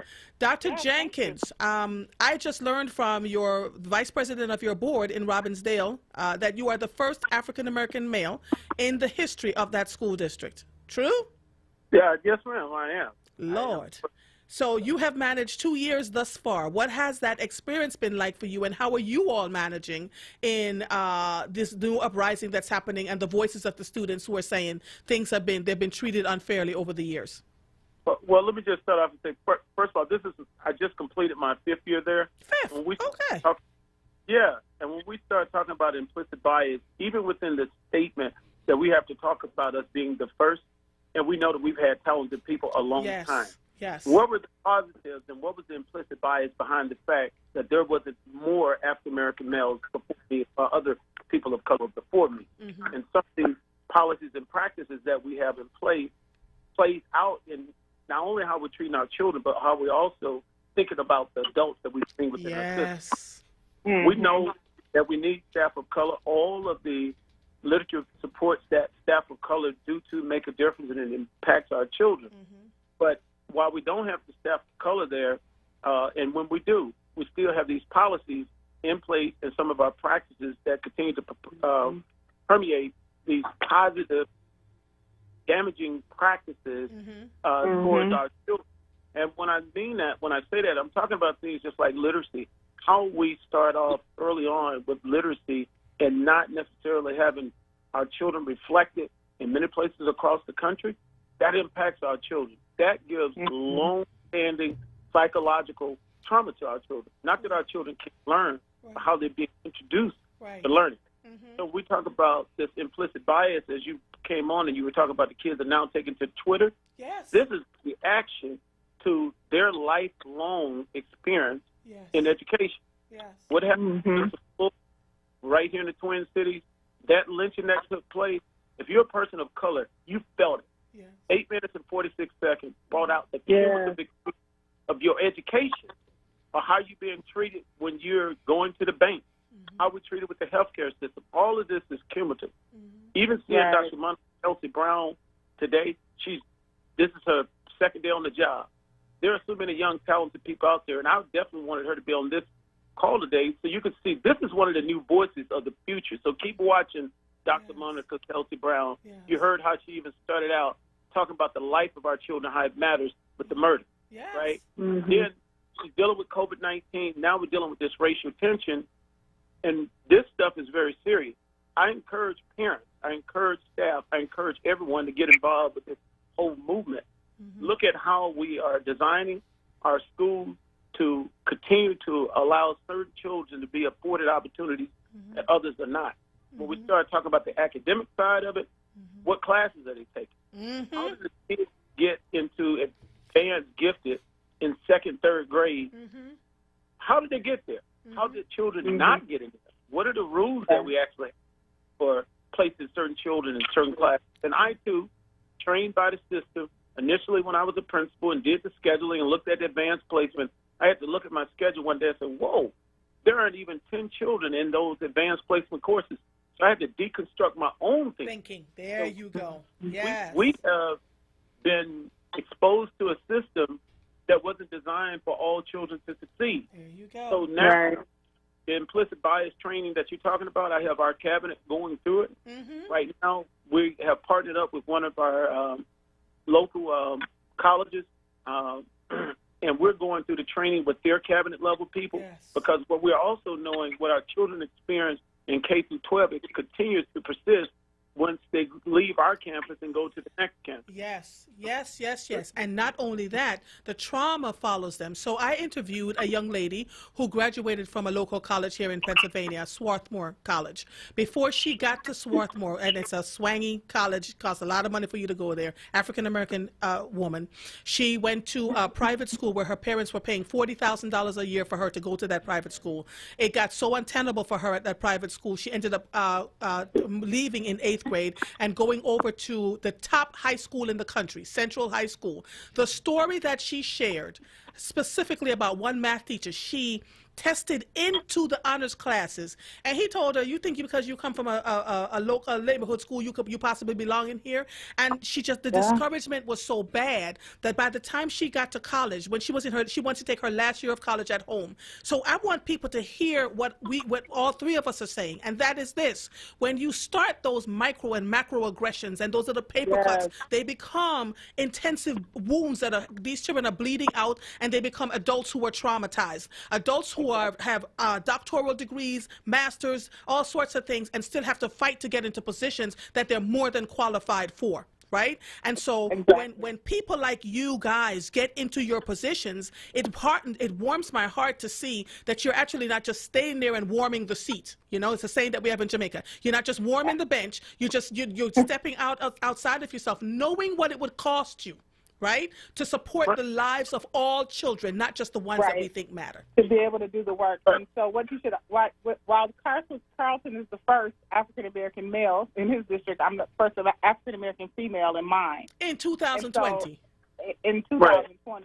And while that, the mainstream society likes to tout that as a celebration, we should actually, what we want to celebrate is people like Carlton and myself being the last of the first. Come on, right? The last and that means that when we set our children up for success, and I've been touting this, this is my 5th year in the district, but I have been touting this idea of when we allow our children to show up for who they are and what they bring to the table, because they're not empty vessels, when we decide that we want to capitalize on that, in other words, believe in what they bring to the table, we capitalize on that, and then we can take them to the next level. But we often talk about the baggage that the kids come with, the deficit. Yes, they live in a rented apartment. Their parents are single. You know, mom and dad don't show up to the PTA meetings, but you're having the PTA meetings at 9 o'clock in the morning, where only the moms who are able to stay home. The barriers that they put in place. I want people to see that we see them. You know, we see them, and the narrative. And the vocabulary that we create around our kids, when it does not align with setting them up for success, then we need to challenge each other on those conversations so that we're not complicit in the work. And so to summarize all of this in my mind, for the most part, comes down to belief. Yes. Do we believe children of color can be successful in our school systems, 1? And 2, are we willing to remove the barriers and challenge our own policies that do not allow them to be successful, to create them and reframe them in a different way so that we can set them up for success? And, you know, everyone's touting this word equity. That's the new buzzword, right? Equity is a behavior. So it's more than messaging a piece. It is about how you show up in the work and wrap your arm, or wrap our arms around our children so we make sure that they can be successful, no matter what that looks like. Go ahead, Dr. Jenkins. I totally agree with that. And the other thing, our children, you see their frustration? Yes. Because they're tired of looking at us as adults, their parents, their teachers, their school board members, and they know that we know that they're facing these types of bias. They're wanting to hold us accountable as well. It's time for us to step forward and make sure that we're protecting all children. So as we get into the game, we've got to start saying, let's be unapologetic, because we know that this disproportionality is real. Our children are 5 times, 10 times more likely to get suspended for school for the same infraction as their white peers. And then, even a white child who may be poor face some of those same type of discriminatory practices. So we've got to take it and be than those who came before us and say we're going to lift everybody up and just stop the overall oppression. That's why we see the level of movement going on now. It's race and it's oppression around the world that's occurring. And I believe that we're in a pivotal time in our lives to see this country move in another place.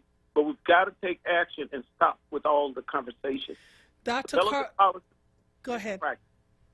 No, I was just saying, develop the policies and have the practice. There you go. Develop the policies and have the practice. Come, Lord. Yes. Listen. If we allow our schools to return in the same manner in which we left them, shame on us. Shame on us. And so we need to set up these practices so that however our kids come back, whether it's virtual or blended or whatever the options are out there, we have to set them up for success and capitalize on their passion, right? Yes. What are their interests? What do they want to do, or what do they want to be exposed to when they go as they matriculate through their K-12 experience? But all of these, these pejoratives around kids not being motivated, majority minority school districts, students from other districts, students from single-parent families, daddy in jail and foster care. We got to let all of that vocabulary go because it doesn't matter. That doesn't matter in terms of what we need to do when they cross our threshold. So while we have seen many of the T-shirts out here, in response to Mr. George's murder, I said I was going to get me a T-shirt that says, I can't read, because believe that we have lots of kids out here who are not proficient readers who lead us to getting to the space of being a Mr. George. And so while that was a blatant murder, it is also criminal when we are not teaching our kids how to read. They can do the work. I am a minute over, and let me tell you something. So here's what I'm going to ask. I need to talk to the two of you again because I could literally spend another 25 minutes having this dialogue. So I'm going to ask Deborah to bring, and I know Deborah is listening and watching. I'm going to ask Deborah to bring you both back because, man, you're hitting point after point, and I want to bring you back before the end of July so we can continue to talk about this, okay? Dr. Carlton Jenkins and Dr. Monica Kelsey Brown. Dr. Kelsey Brown is from she's the new superintendent as of yesterday in the Brown Deer School District in Wisconsin, and Dr. Carlton Jenkins is the superintendent at Robbinsdale Area Schools in Minneapolis, Minnesota. Sorry, not Minneapolis. Thank you both so much. We'll talk soon, okay? Thank you so much. Thank you so much for having me. Oh, you are so welcome. You are listening to The Source. Man, these conversations are so good. I listen. 96.1 FM, 900 AM, streaming live on WordRadio.com. Follow us on all social media platforms at onWURD. 215-634-8065 is a number to call in. If you are hearing the sound of my voice, I am Andrea Lawful Sanders, and we'll be right back after these messages. You might win some, but you just might win some, but you really lost one. You just lost one. It's so silly. How come when it's all done, did you really gain from what you done? It's so silly. How come you just lost? Now don't you understand, man? Universal law. If you want to start your morning with mindfulness, motivation, and inspiration, tune in to Daybreak with me, Helana, here on WURD Radio, Monday through Friday from 6 to 7 a.m. I'm a health and wellness coach with over 15 years experience helping people to transform their lives. On the show, we talk health and wellness 360, from getting your mind right to getting your money right. So let's rise and shine together right here on WURDradio.com, 96.1 FM, 900 on your AM dial on Daybreak every morning. I would like to play a little tune I just composed not so long ago. Hey family, do you like hearing the best jazz selections aired by 3 of the best jazz announcers in Philadelphia?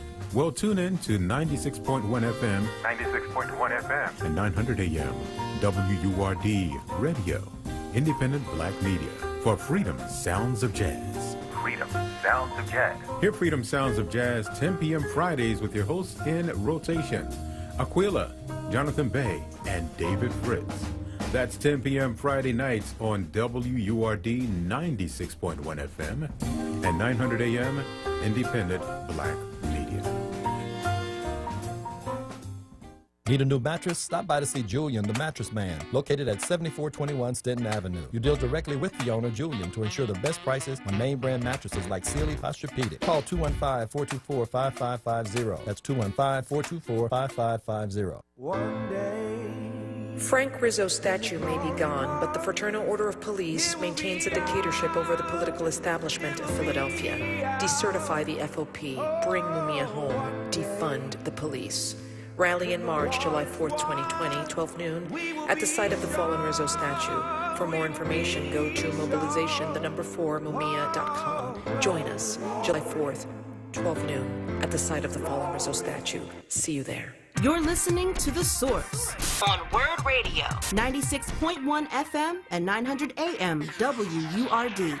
Welcome back to The Source, man. Everybody's on social media talking about those two superintendents, one from Wisconsin, the other one from Minneapolis, where Robbinsdale School District, area school district in Minneapolis, and they were fired. They were talking about what is absolutely needed, and I am hoping that every superintendent in the state of Pennsylvania and across this country will go back and listen to that segment. In fact, I'm going to ask Brianna to pull it for me. So Brianna, if you're listening, pull that segment for me so that they can hear what it takes to be leaders. These two people are the first African-American male that became a superintendent in the history of that school district, and she became the first superintendent, a black woman in the history of her school district. She just started yesterday, and she came out the gate swinging. Do you understand me? And so that's what leadership looks like. It's not fearfulness. It's not hiding in the corner, wondering what people are saying about you and how people are perceiving you. When you're leading, you don't have time for that, right? You have to know the hours are going to come,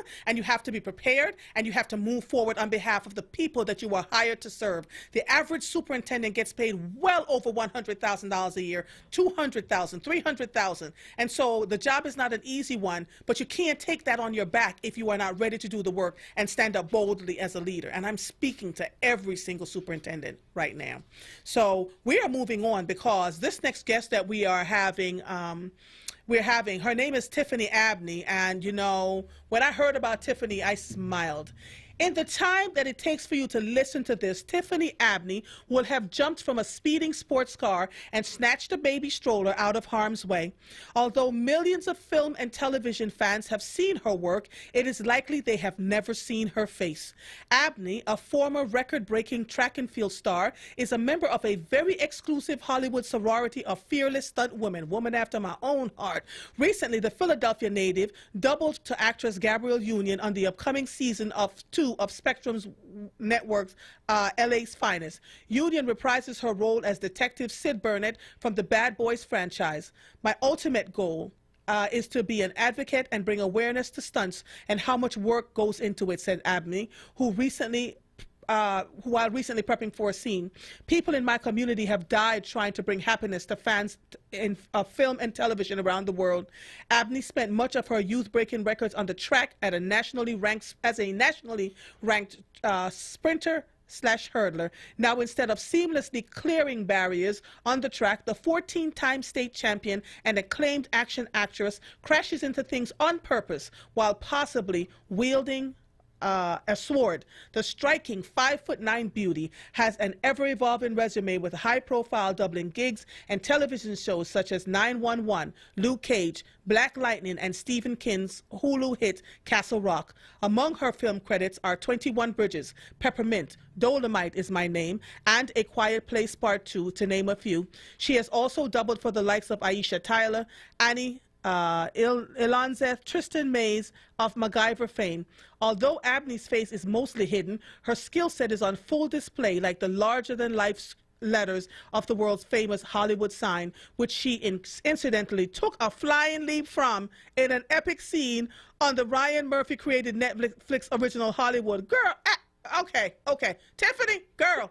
Hi. Listen. Listen. I had to stop reading because this is the girl. Girl, you took a leap from the Hollywood sign. I have seen that sign, Tiffany. Well, so basically what happened, hi everyone, my name is Tiffany Abbey. I am a stunt woman. I'm a black stunt woman. I live out here in California. However, I am a Philadelphia native. I was born and raised in West Philadelphia. My heart, my home, I love so much. So I'm so happy to be on you right now and doing this with you because I love Philly so much. But yes, I am a stunt woman, and that particular episode of Hollywood, it's a new Ryan Murphy show called Hollywood. It's on Netflix. Yes. And I jumped. So basically what we did on the show was we made our own Hollywood sign on stage that I jumped off because you're not technically not allowed to go to the Hollywood sign to jump off the Hollywood sign. So we had to make our own, and this is movie magic. This is how we get a lot of things done on TV and film.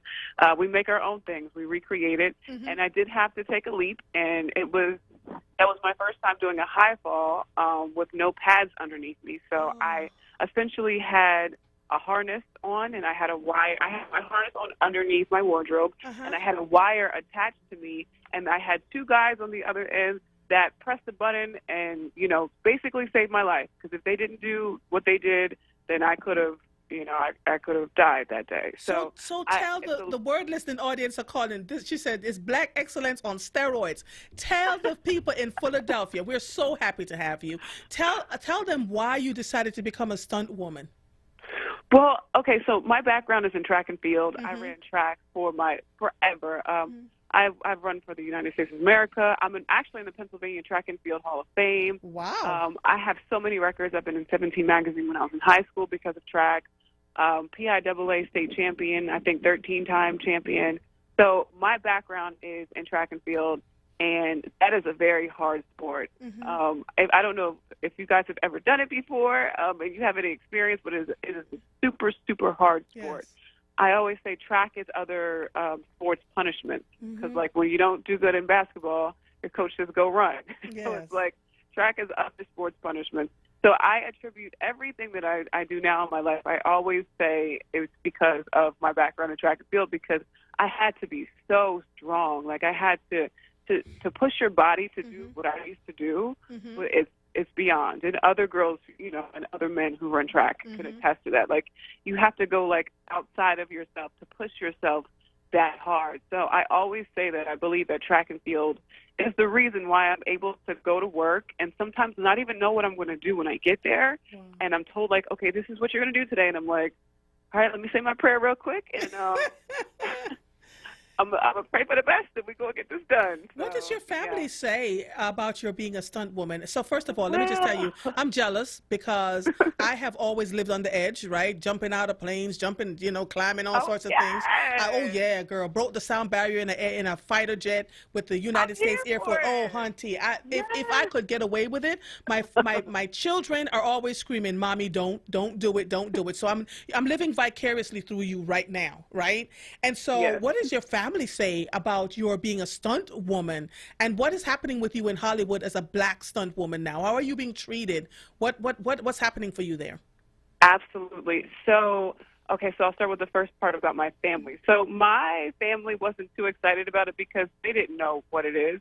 As I didn't really know a lot about it when I first got started, I was just super interested in it because I had a bunch of friends who were doing it. And so my mother, of course, was like, I don't know what you do. Why can't you just be a teacher or something? Like, why do you need to be some person? And I was like, Mom, I promise you it's going to be okay. It's going to be fine. I'm not going to do anything that I don't feel that I can do. And, of course, since then, I've done a lot of things that I felt like I could do. And at this point, I think she's just like, you know what? I have complete faith in you. I have complete faith in God that you're going to be okay. Right. So go ahead and be great. And my mom is like my biggest advocate at this point. She's so supportive of it. And it's funny because she wasn't at first, but as I keep doing things and I keep pushing myself and I keep, making history and doing all these kinds of things, she's like super here for it. And I'm so happy. My friends are here for it. My whole family is absolutely here for it. Like, they know me. They know that if there's something that I really, really feel like this isn't a good idea, because you have to understand that safety is a big thing, big yes. thing in stunts. So if I don't feel safe at any time, I make sure that people know, hey guys, I don't think this is safe. Can we try to figure something else out? Because I'm not doing it. Right. I'm absolutely not putting myself in that situation. So yeah, they're super supportive about it. And then to your point about being a black woman in Hollywood and doing stunts in Hollywood, it has been fun and rewarding, but at the same time, it has also been a huge challenge for me. And not just myself, but I know other African-American black women, especially stunt women, we kind of all go through a lot of the same things. Like there's situations where guys will get wigged. So that essentially what that means is a man will put on a wig to double a female actress. Really? Which, oh, absolutely. Yes, this happens. And, sometimes, say, for instance, for Gabrielle Union is one of the actresses that I double. Love her. She's phenomenal. She's everything. She stands up for black women. She stands up for some people on set. Like, she lets us do our job. Like, I absolutely love and appreciate and adore her so much. She's like the best boss ever. I always tell people. But in some situations, the actress will look like me. I'm a black woman, but they will put a man in the place of a woman in those situations, or they'll put maybe a Caucasian woman in the place of a black woman. So these are things that within the stunt community we are trying to stop. Now, I will say this. I do know that there are certain situations where they might need a specialist on set. Me, for instance, I ride motorcycles. However, I don't do the type of motorcycle riding that my fiance does. The stuff that he does is absolutely insane. I don't do that type of riding. And I don't believe that there's a bunch of girls, black girls, who do that type of riding as well. So in situations like that, I feel like it's okay to have somebody who's a specialist at that thing. If it's a man, use a black man. You know what I mean? Right. Because at the end of the day, safety is still the number one thing for us. Like we still need to make sure we're not putting people in situations where they're going to either get hurt or kill themselves. Exactly, because Deadpool a few years ago, Deadpool 2, there was a black girl who got killed on set. Wow. And it happens, and it's so messed up because a lot of times, we'll say to people, hey, I don't think that this is the right fit for this person, or hey, I don't think this is the right fit for me. But sometimes since you look like the character, you are the same size as the character, sometimes that comes before safety. Yeah. Oh, man. Tiffany Abney, I literally went 2 minutes overtime. They're looking at me like I'm crazy right now. I'm so sorry. But Hollywood stunt woman, African-American Hollywood stunt woman, thank you so, oh, my gosh. Give Mrs. Manfrisby a hug for me. He sent you my way, and this was a great interview, and I'd love to be able to talk to you some more about what's going on in Hollywood, okay? I would love to, yeah. How can they reach you? How can they reach you, Tiffany?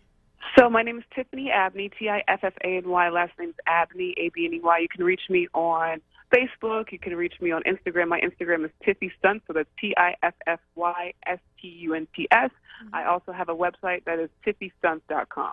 So that's where you guys can reach me. I'm going to put it on social media so people can find you now. Yes. I would love that. Thank you so much, Tiffany. It was so great to talk to you. Good talking to you, too, my little sister, Philadelphia native. It was awesome. You have a great day, okay? Thanks, you too. All right, bye-bye.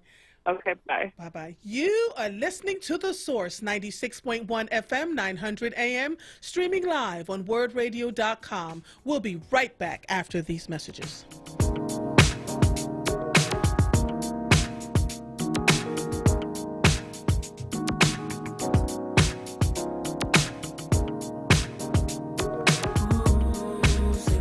Say what? Yeah, girl, you know what's up. Say what? Ooh, girl, you know what's up. Weather and traffic to keep you informed for your drive home. In the happy hour With Sincerely Sarita. Monday through Thursday, 4 till 7 p.m. Right here on Word Radio, 96.1 FM and 900 AM WURD. 1 in 23 will be diagnosed with colorectal cancer in their lifetime, yet more than 60% of deaths from colorectal cancer could be avoided with preventative screening. A colonoscopy can save your life. Skip the pre-visit and schedule your screening directly at einstein.edu/colon. Colon cancer is preventable. Learn more at einstein.edu/colon.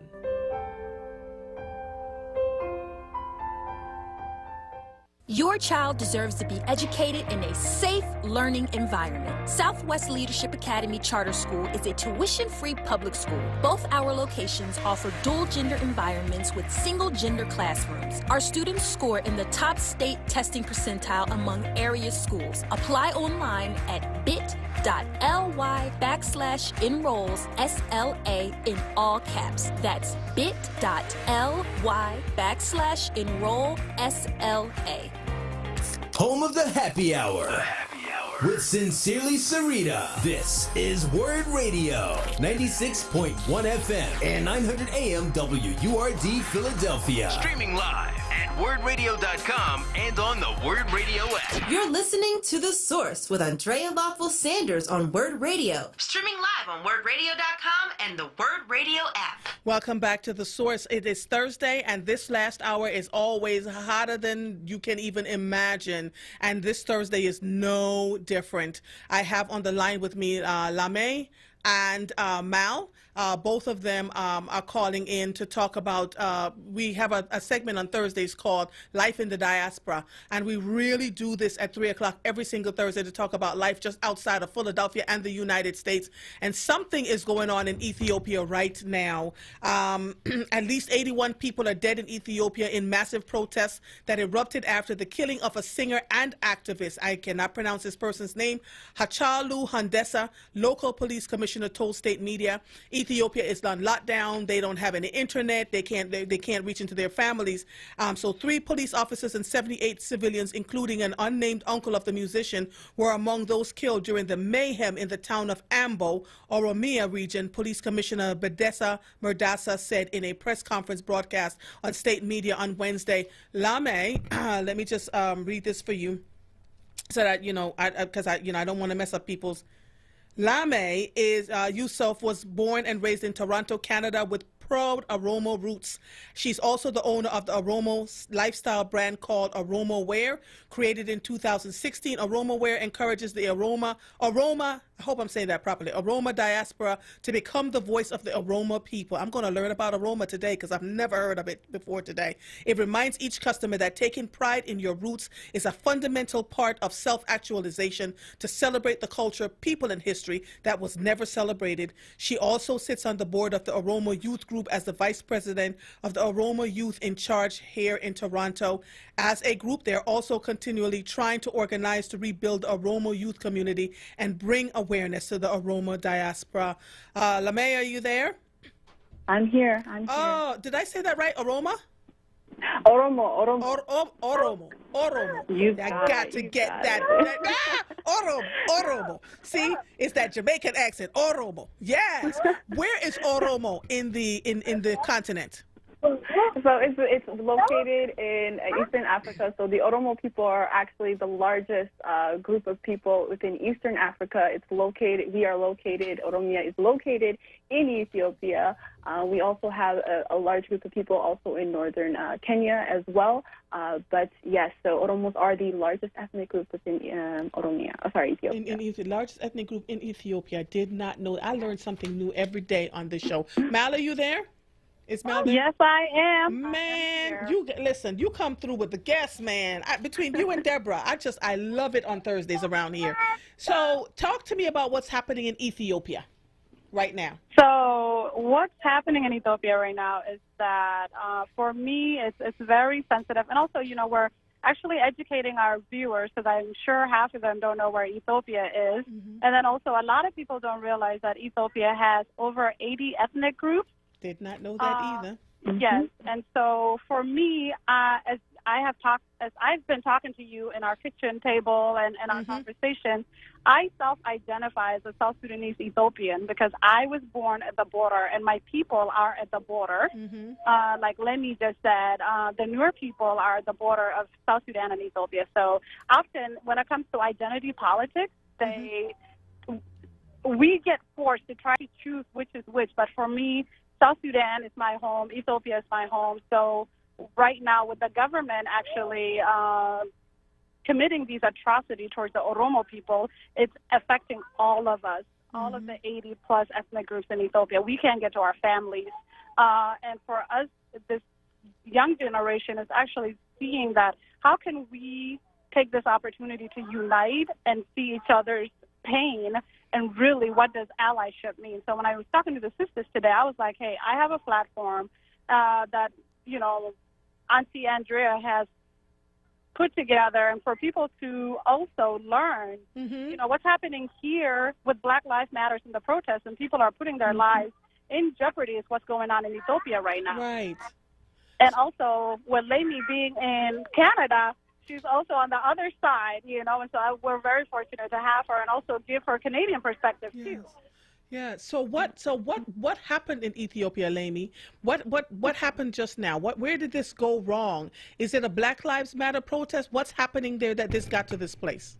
Yeah, so this all erupted, mind you, with Hachalu. He was 34, and he was shot and killed by an unknown assailant back home in Addis Ababa, right, in the capital. And as we know it, the original name is Finne, right? So for us, for you guys to understand who Hachalu was, he is a giant in the Oromo community, right? He is a singer, best known well as a singer. He's one of our most prominent singers. And not only that, he's much larger than that. He is empowered. He has empowered us through his music and his spoken word, and just him just being unapologetically Oromo. You know what? He wanted liberation and his unwavering passion that gave us to drive to sort of lift our heads while they consistently try to bow it down. That's what the Ethiopian government does. They try to assimilate us to one sort of identity, right? And which is more of the Amharanization of Ethiopia, especially in the beginning stages of trying to assimilate us to one sort of identity and try to allow us to forget our past, our roots, right? And this is what Hachalu was about. He was about making sure all Oromos understand who they are and being proud of their identity. He gave us the soundtracks. His music was the soundtracks to keep the drive and for us to keep fighting, and our voice, and our identity, our equality. This man has empowered us. He was imprisoned by the Ethiopian government in the past and was beaten in the prisons. He fled, and he was also banned from coming back to Ethiopia, but it didn't stop him. He went back with open arms, which we'll get back to later. And when they did that, little did he know that his voice will still be suppressed. So it was kind of fake that they allowed him to bring him back, right? So when I say that is, Hachalu was not only killed by the coward that pulled that trigger, he was killed by a system that time and time again has plotted against our livelihoods as Oromos. Let me say this to you as a bona fide activist.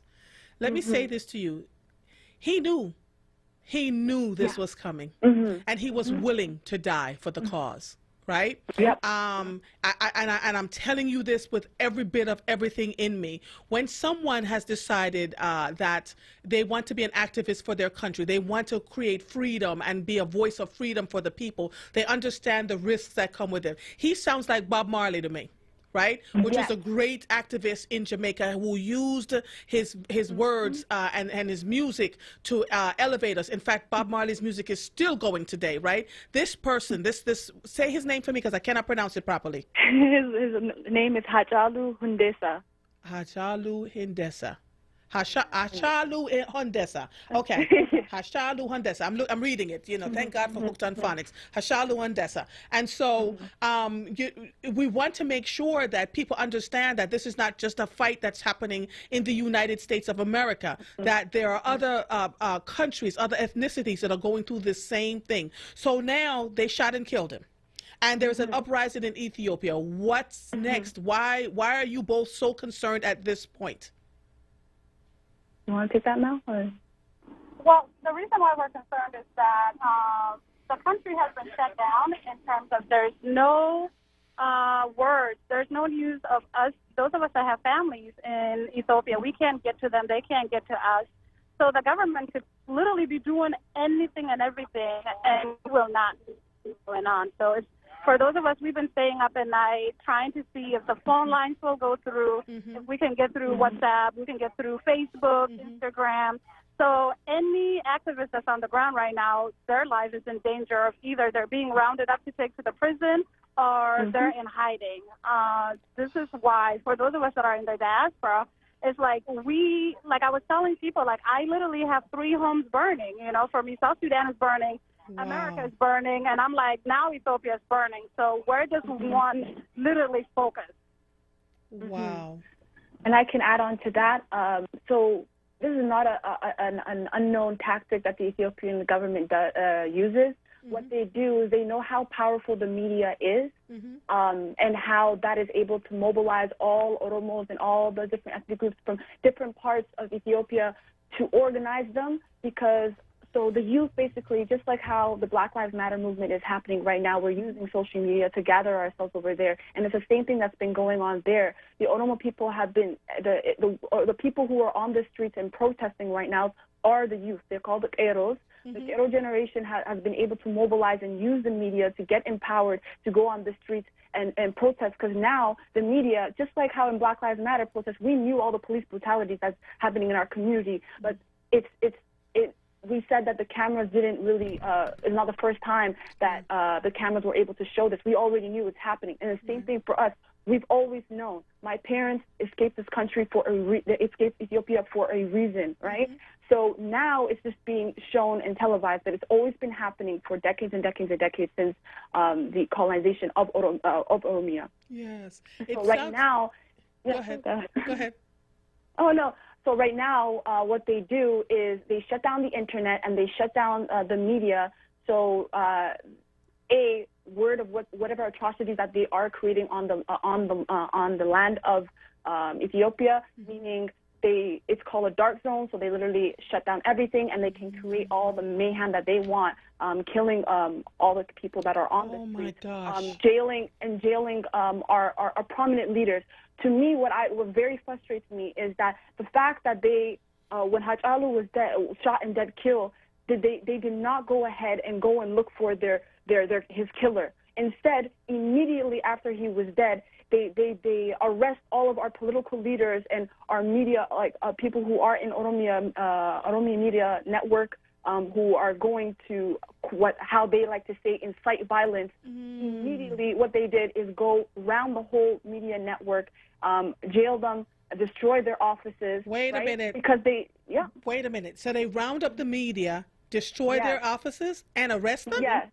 Yes. Because they know how powerful the voice is of the media. So instead of going out and arresting the killer, they go ahead and go attack our leaders, because they know that they are the ones who are going to empower the youth to go on the street. So they're scared. So what they do is make some sort of excuse to go arrest them. What did they do? Right. What did they do for them to deserve them to get arrested?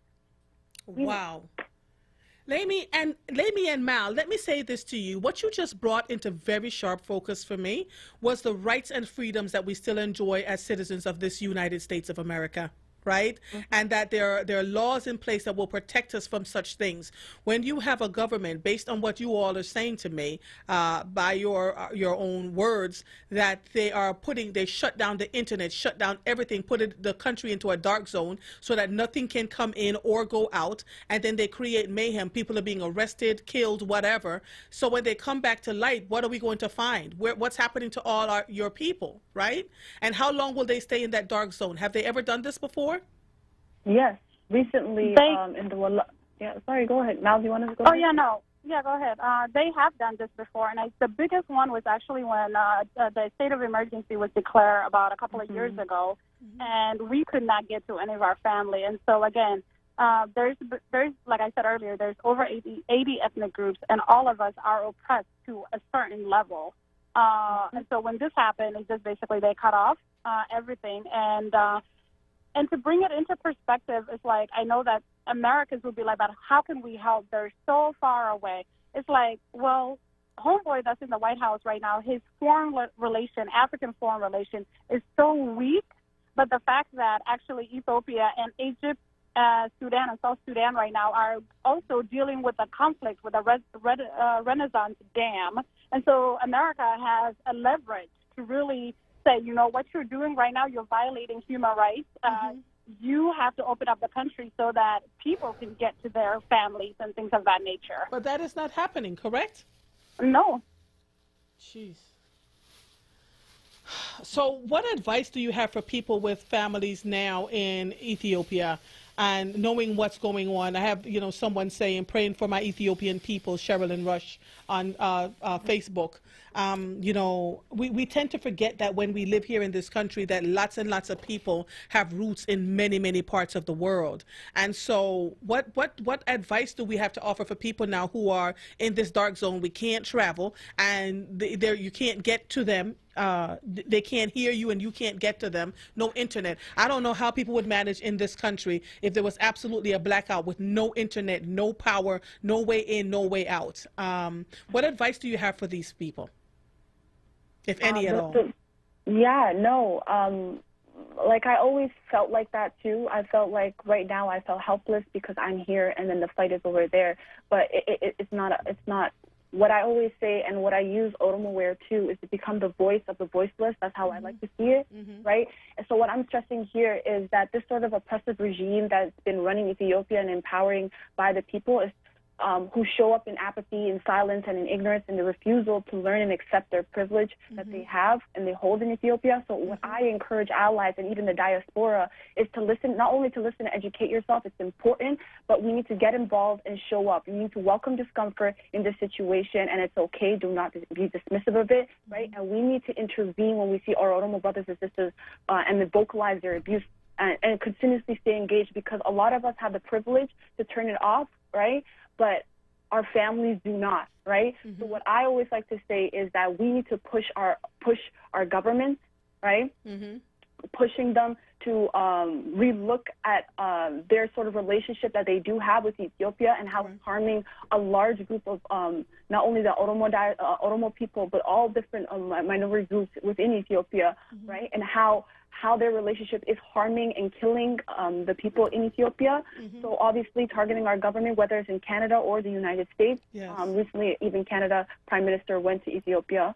So we need to do that, A, and then B, social media. We have that power, right, to go online and amplify the voices for back home. Like we have our media network, but I feel like we need to amplify it more to our other allies on our social media platform. So also consistently keeping it going and keeping everybody engaged in what is going, just how the Black Lives Matter movement, everybody went on the streets every day, social media, every day we're posting it. So I feel like those are the two things that we can do to push the movement and continue to open the eyes on Ethiopia. Wow. Mal, do you have anything to add to that? Oh, no. She said it all. She said it all. Yeah. You know, we are locking arms with all of you and praying. Gary Bryan says, yes, we must pray for our brothers and sisters in Ethiopia. You know, we get so caught up in what's happening with us here, we tend to forget sometimes that there are other things going on in other places. And so we will lock arms with you as a people to see how we can help. Just send where can we go visit, you know, what pages are we supposed to be following on Twitter and Instagram, like to tell us what's happening, up-to-date minute stuff that's happening in Ethiopia? So I know a lot of, especially whatever's going on right now specifically, I know a lot of the youth are trying to organize the hashtag Oromo protest. This hashtag has also been used back in like 2016 when we had another sort of like a wave of protests. So that is also something you can look into. I mean, you type in Oromo on Twitter, you will see a whole bunch of diaspora talking, and not only diaspora, we have a lot of like our educators, our intellectual people who are more educated, even me, on these sort of things, right? Speaking on Twitter. So I encourage people, because I know, just do your research. Type in Oromo, you will get a whole list of things of whatever's going on up to date. Yeah, I am actually putting it on my social media site to let people know to type in hashtag Oromo protest, and so that they can go, educate themselves. Here in America, we don't get this kind of history, right? And so this is the kind of stuff that we're talking about that should be taught in history classes around the country, and we're not getting it. It's becoming an elective, and so I'm using the platform that I have every single Thursday at 3 o'clock to talk about life in the diaspora. If they can't give us our history lesson one way, we're going to get it from us another way, right? And so this is what we're doing. I can't thank you both enough for coming in. Please keep me posted. Mal, let me know what's happening. Leme, thank you so much for being a part of this conversation, and let me know what's happening and give us an update, okay? Thank you so much for having us. All right, bye-bye. You are listening to The Source. Lord have mercy. 96.1 FM, 900 AM. This next segment on the 100th anniversary of the women's right to vote is brought to you by Comcast, NBC Universal. Wait until you hear who I have on. Woo! It's so interesting. 96.1 FM, 900 AM, streaming live on WordRadio.com. Follow us on all social media platforms at onWURD. If you are hearing the sound of my voice, I am Andrea Lawful Sanders, and we'll be right back after these messages.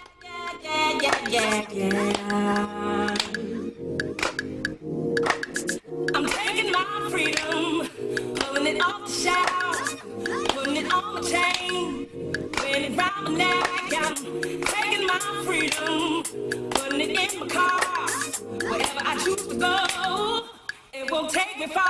I'm living my life like it's golden, living my life like it's golden, living my life like it's golden, living my life like it's golden, living my life like it's golden, living my life like it's golden, living my life like it's golden, living my life like it's golden, living my life like it's golden, living my life like it's golden.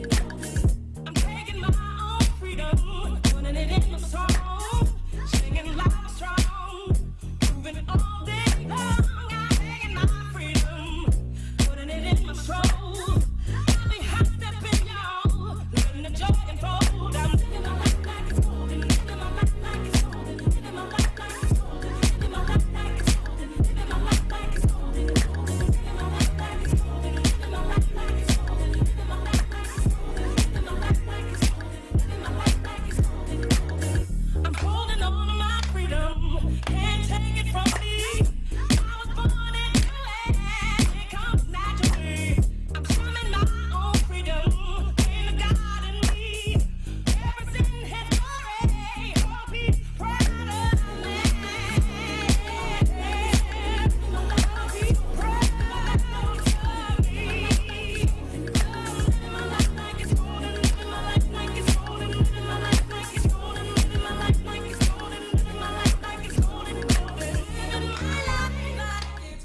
Check out the Source lineup on Word Radio. Mondays, get ready for the rapping professor, Dr. Aaron Smith. On Tuesdays, it's Andrea Lawful Sanders. Then on Wednesdays, it's the Black Women's Leadership Council. On Thursdays, it's a second helping of Andrea Lawful Sanders. And on Fridays, it's Tiffany Bacon. Don't miss the Source. Monday through Thursday, 1 p.m. till 4 p.m. and Fridays, 10 a.m. till 1 p.m. Exclusively on Word Radio. 96.1 FM and 900 AM WURD. Streaming live on WordRadio.com and on the Word Radio app. Tune in this Sunday at 4 p.m. for the show Money Matters, providing information and understanding about accumulating, preserving, and transferring your wealth with host Walter Watson.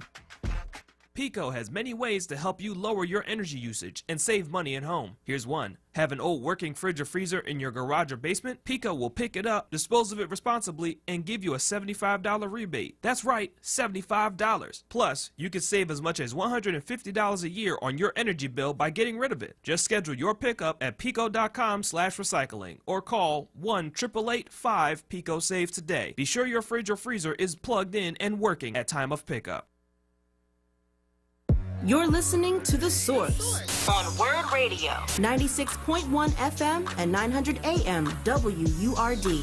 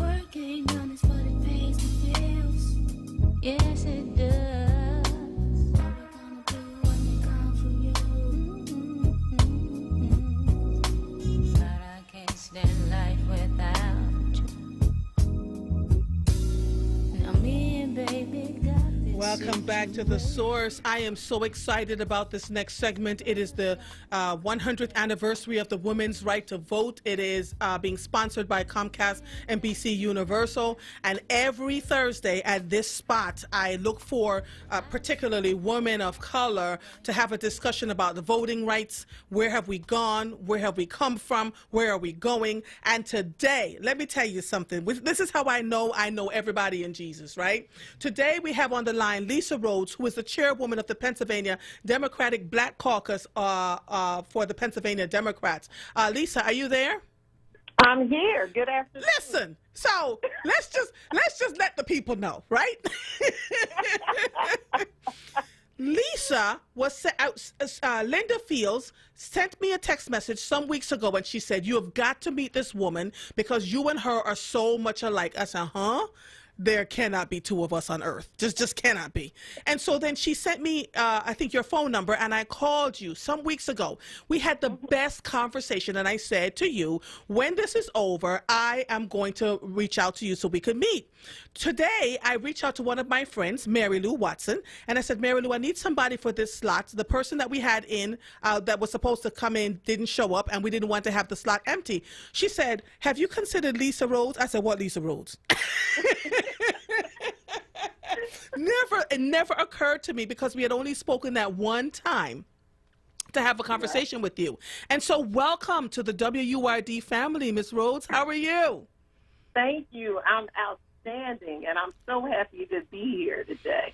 Listen, so the reason why I knew you were perfect for this was that when we had our conversation, we were talking about, voting. What does that mean for us? How can black women or black people in particular run for office in these trying times that we're in? What does that look like? How do we uplift and edify? How do we hold our leadership accountable? Where do you want to start?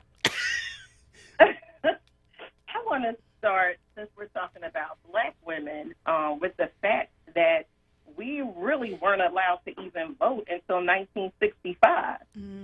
So a lot of people talk about the white women's suffrage movement back in the 1920s, and with the 19th Amendment. However, that really did not allow black women to vote.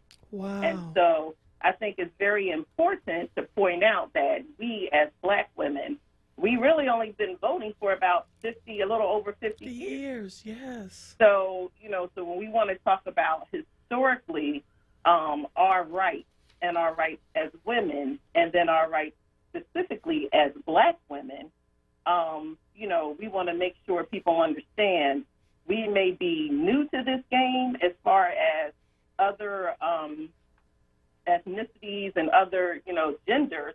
However, we are the most powerful voting bloc right now. Yes. And so, and being the most powerful voting bloc, is interesting that all the indicators say that we lack in economics and social in the ladder of things. So we really need to do some soul searching when you start talking about accountability of how we're going to hold our elected officials accountable, to us as a voting bloc, and as well as to, the African American people in general, as far as, uplifting, we should say, in making the Democratic Party winners in most recent races. Right. I know Nina Ahmed, who we talked briefly about, is that now won the nomination for oh Lord, it just went right out my head. I can see her to Auditor General, right? Oh, Nina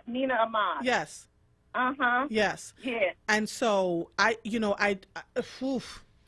how did you get into this process where you were trying to get leadership together to make sure that we were uplifting the voices for all people? So I got involved because I was actually doing community service. And I started a scholarship fund in memory of my mother, a former educator, and some of the work that I was doing in the community became noticed by some elected officials and some folks who were just politicos, and they asked me had I ever considered running for office. And so, and I was like, not really. I just do what I do. And then what happened was actually Kathy Huggins, who is about a 40-year veteran committee woman in my district, said, I want you to go to state committee with me, Lisa. And I said, how do you tell Kathy Huggins no? So I went to state committee, and I basically volunteered with the Black Caucus, and they said they needed some younger blood because I just had a birthday, so I don't think I'm considered young, but younger. And that's how I got involved in politics. I started by volunteering to help the Black Caucus, and then they in turn asked me to run to be the chair, and here we are today, 2 years later. So we're looking at what's happening in the country right now.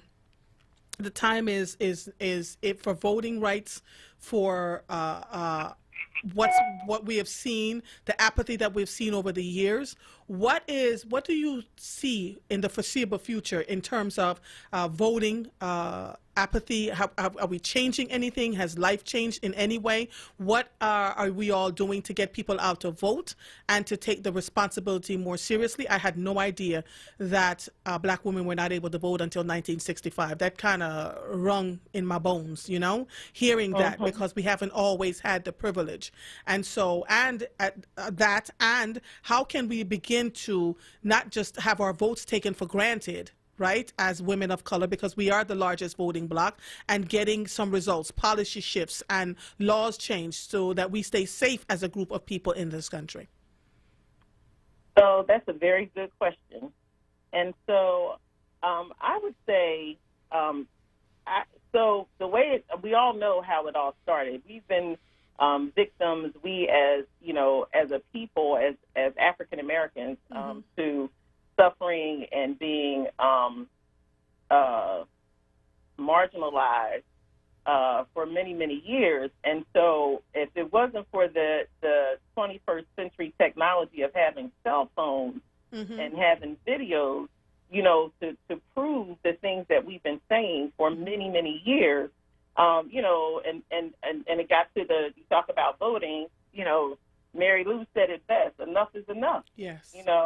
And I think that this whole George Floyd, he was a catalyst to actually, to realize change was here and that it needed to occur. And so that was what I talk about direct and indirect action. And so the protest was an immediate direct action that people took to the streets to say, enough is enough. But then we said, what can we do besides, because a lot of people can't protest. What they can do is indirect actions, which was when they start petitions, like petitions for change from change.com. When you do calling banks and phone calls, and instead of writing letters, we now email and then use social media to our advantage. So there's things that we could do, but then we need to go back. I keep telling people to go old school because there's some things that our ancestors did and the people that came before us that they did, and they did it right. And one of the things was having a scorecard. Yes. We used to talk about, well, how well is somebody doing that we put in office, and what are we going to do to hold them accountable? Right. For the things that they said they would do, because people run on a platform and they'll say, "Oh, we're going to do this, we're going to do that," but then how often do we go back and check to see if they're actually doing what they said they would do? Yeah, Joanne Bell from the Black Women's Leadership Council was the first time I heard about the scorecard was through her. She runs a Source radio show on Wednesdays here on WURD. I have to give her credit for that. It was the first time I heard her, through the Black Women's Leadership Council talking about the scorecard. And so that is something that we need to do. How do we get people out of the sedentary spaces? I mean, maybe that's what's happening now, but I see more of our young people rising up and lending credence to their voices.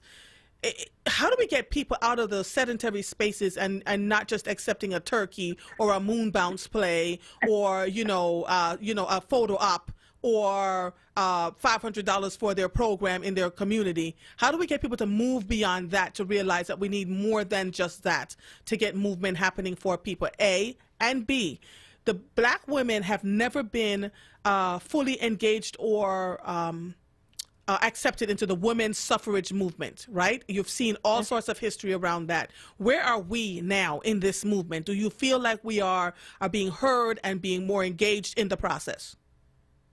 I definitely believe that we're being heard more, and people are listening.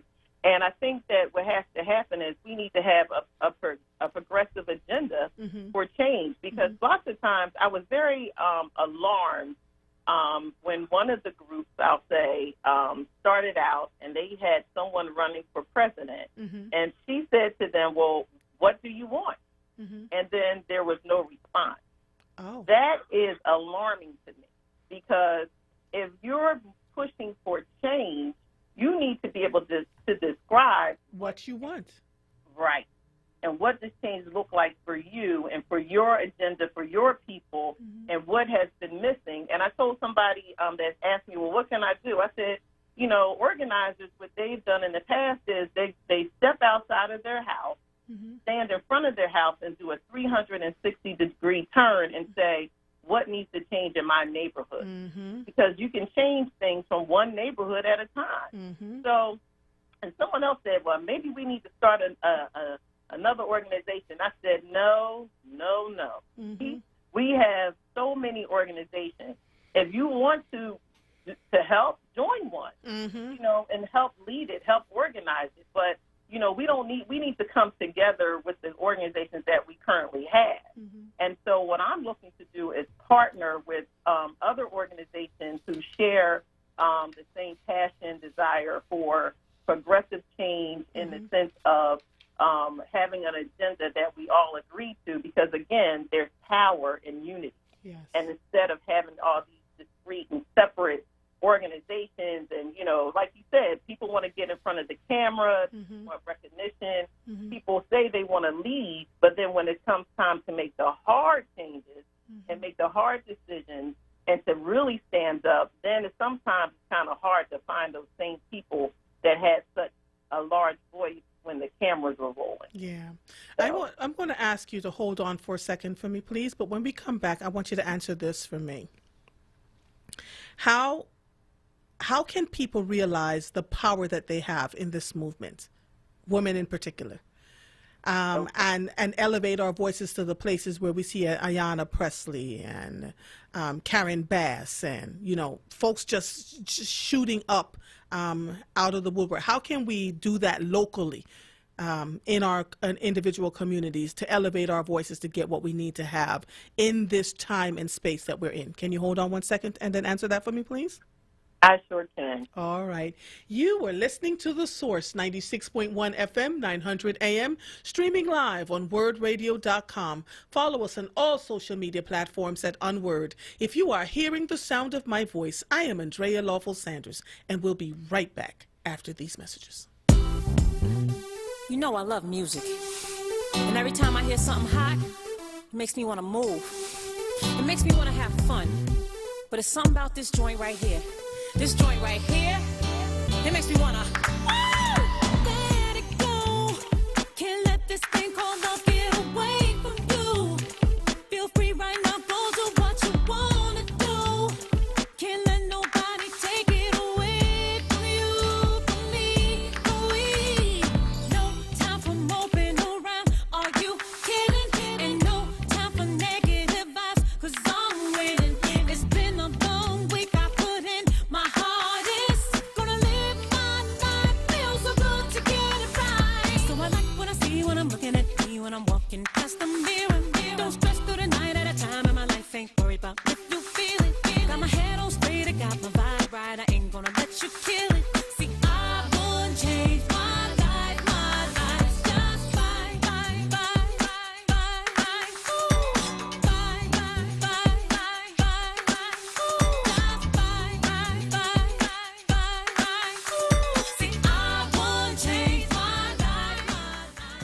weather, and traffic to keep you informed for your morning commute on Wake Up with Word. Weekdays 7 a.m. till 10 a.m. hosted by Solomon Jones. Right here on Word Radio, 96.1 FM and 900 AM WURD.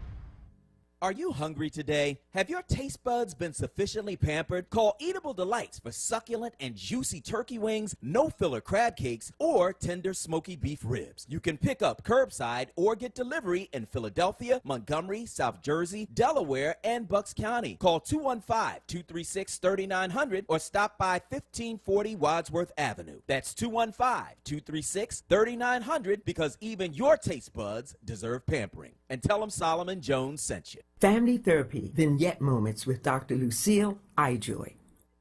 President Barack Obama gave a rousing message of congratulations to 2020 graduates everywhere. We know you and your family had virtual proms and graduation fairs. Did you have on your cap and gown, dance in the backyard or on the front porch, throw the tassel on your cap from side to side? Did your friends take a million pictures on their cell phones as they watched you sashay around? With their smiles, prayers, and hoorays, you're beautiful and handsome too. Here's some familiar music for our 2020 grads. God bless you during these challenging times. Pump and circumstance.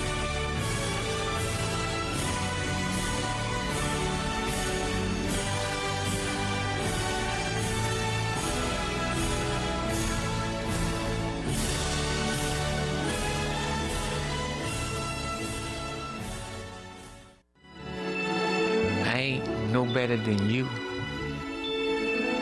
and you ain't no better than me. But we all have something in common.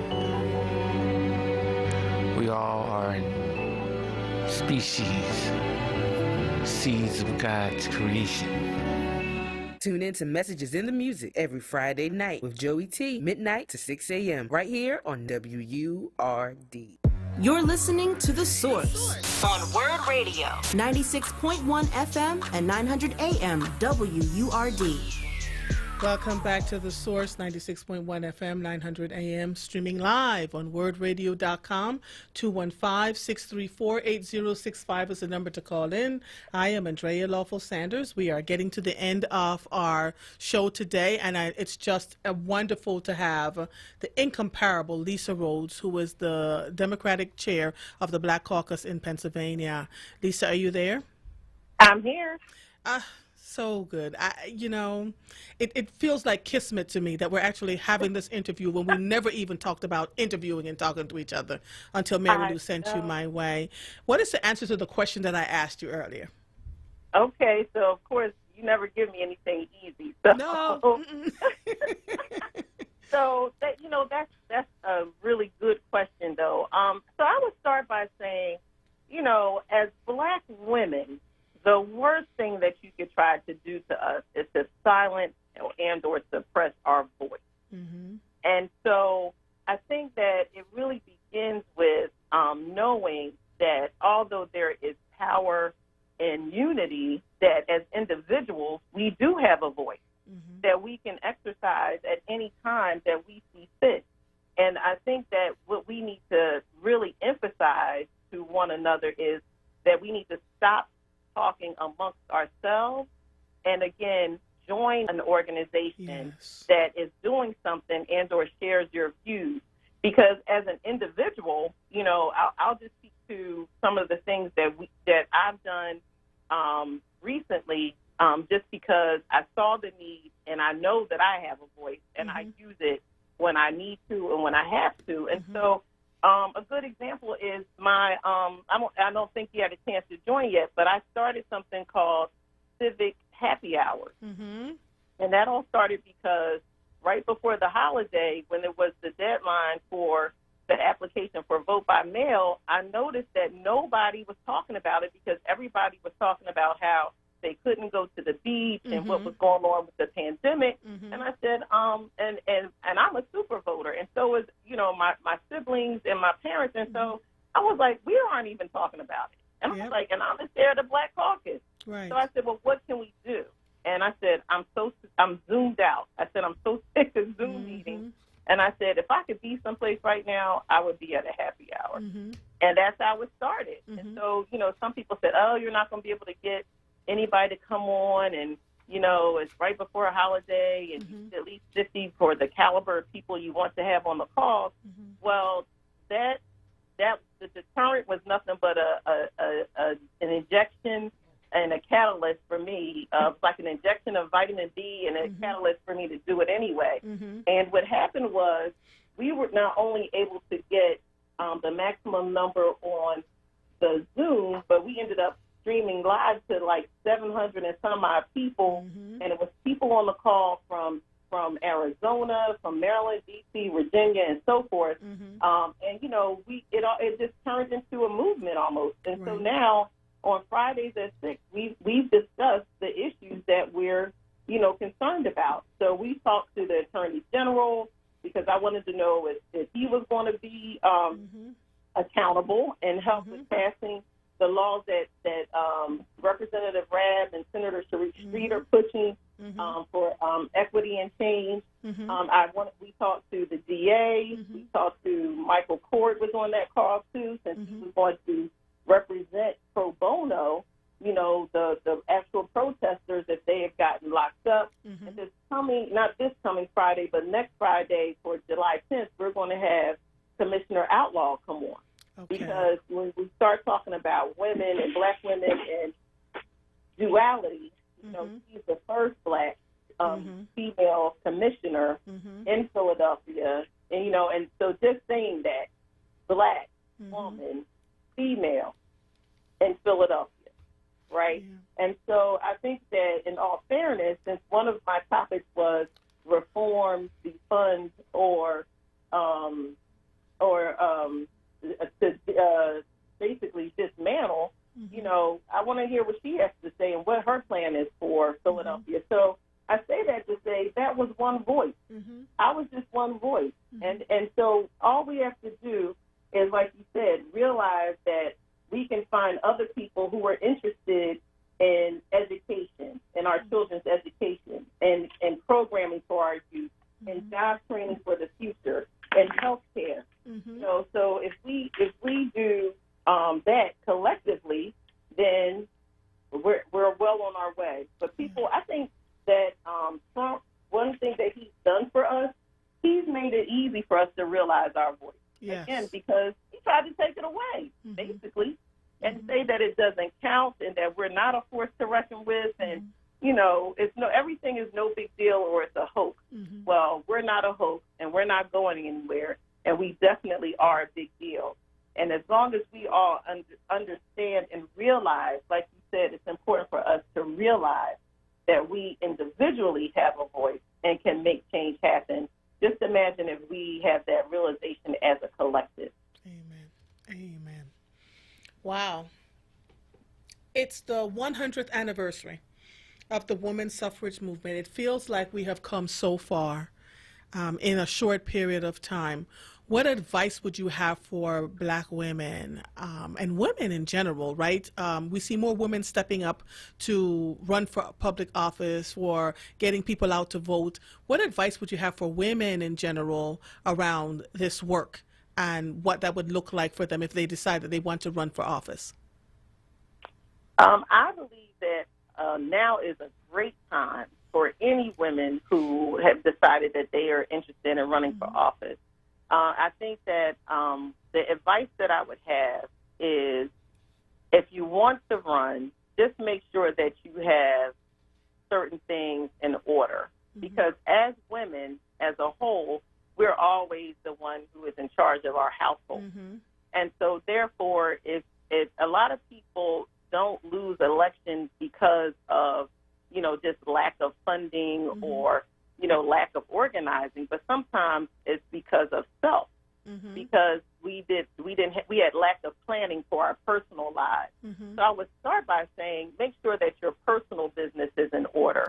And then secondly, I would reach out to some of the wonderful women's groups that have, in the Black Caucus, we're going to actually start doing training for candidates. And start, and start with doing some candidate training. And then from there, figure out, well, how am I going to pay for my campaign? Because finance is definitely a big part of it. So, you know, I would just do, you know, just making a checklist that, you know, that already exists of things that you need to be prepared for if you're going to run for office. So let me say what you have been so kind to not say.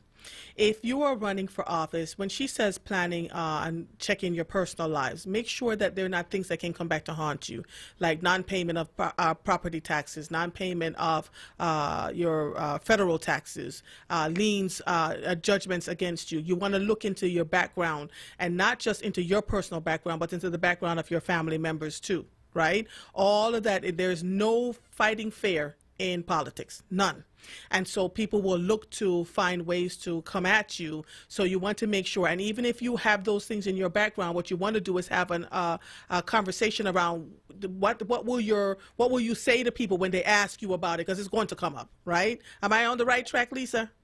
Yes, you are. Okay, I listen, because, you know, I try not to sugarcoat things. I really want people to know that, you know, you want to look at those things because they will come for you, especially if you're a very strong candidate. They're going to look, right? There are people out here who are just set in place to find what we call the dirt. And so you know, we really want you to think about that. So if you owe taxes, and lots of people owe taxes, right? Lots of people owe money on their properties. You want to just go and say, all right, I owe this money. Let me get on a payment plan. Let me figure it out, because everybody goes through things in life. We're not all perfect people, and we're not all born with a silver spoon in our mouth, right? Where we can just handle these things sight unseen.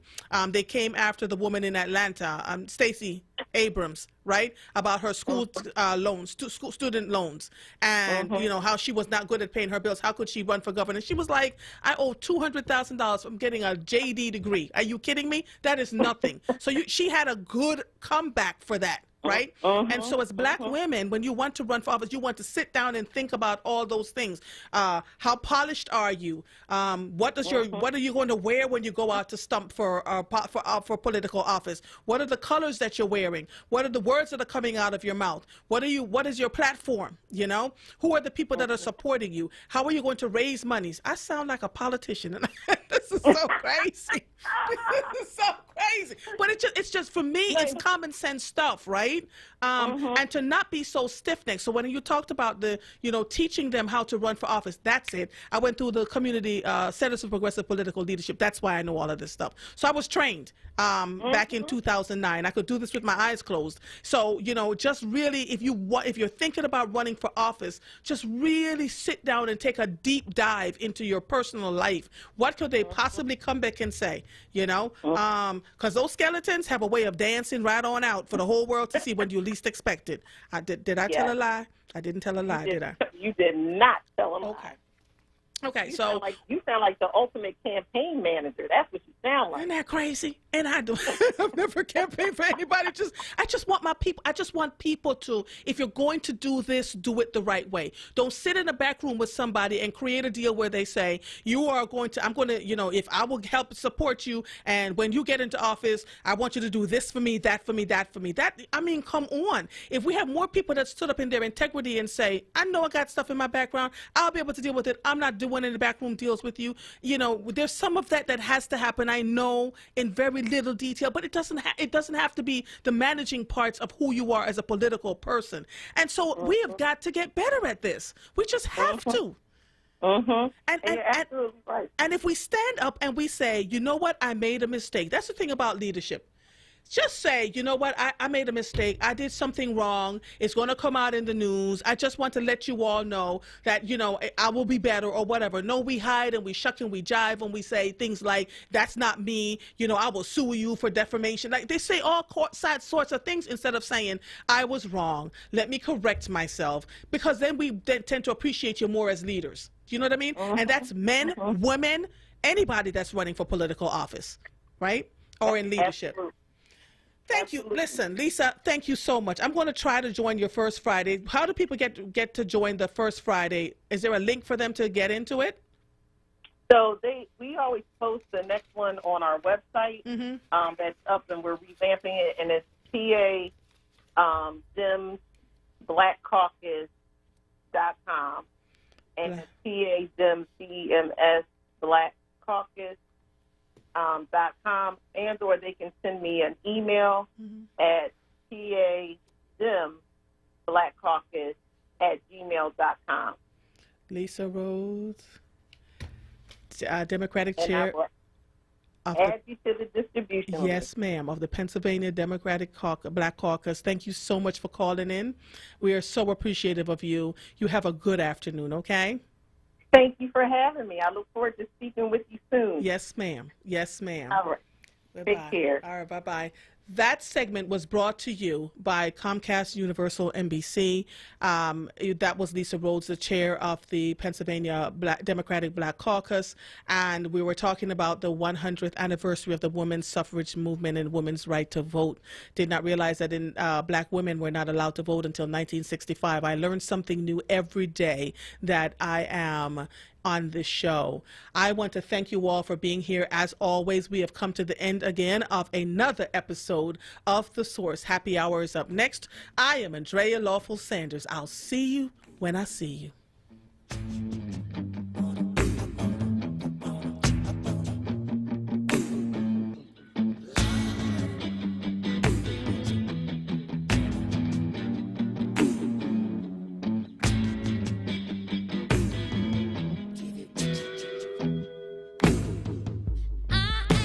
Sharper than a razor, eyes made of lasers, bolder than the truth. They won't be locked up in the system, 'cause I'm on a mission. Blame it on my youth. Too long I've been out here on my own. Now I'm about to bring it home like a rolling stone. I ain't never been afraid to die. Look a man in the eye.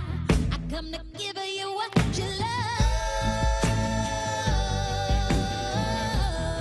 It's time to give you what you love. I'ma give you what you love.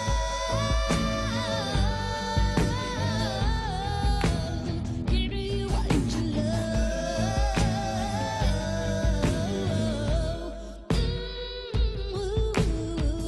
I am sharper than a switchblade, first and last to one. God made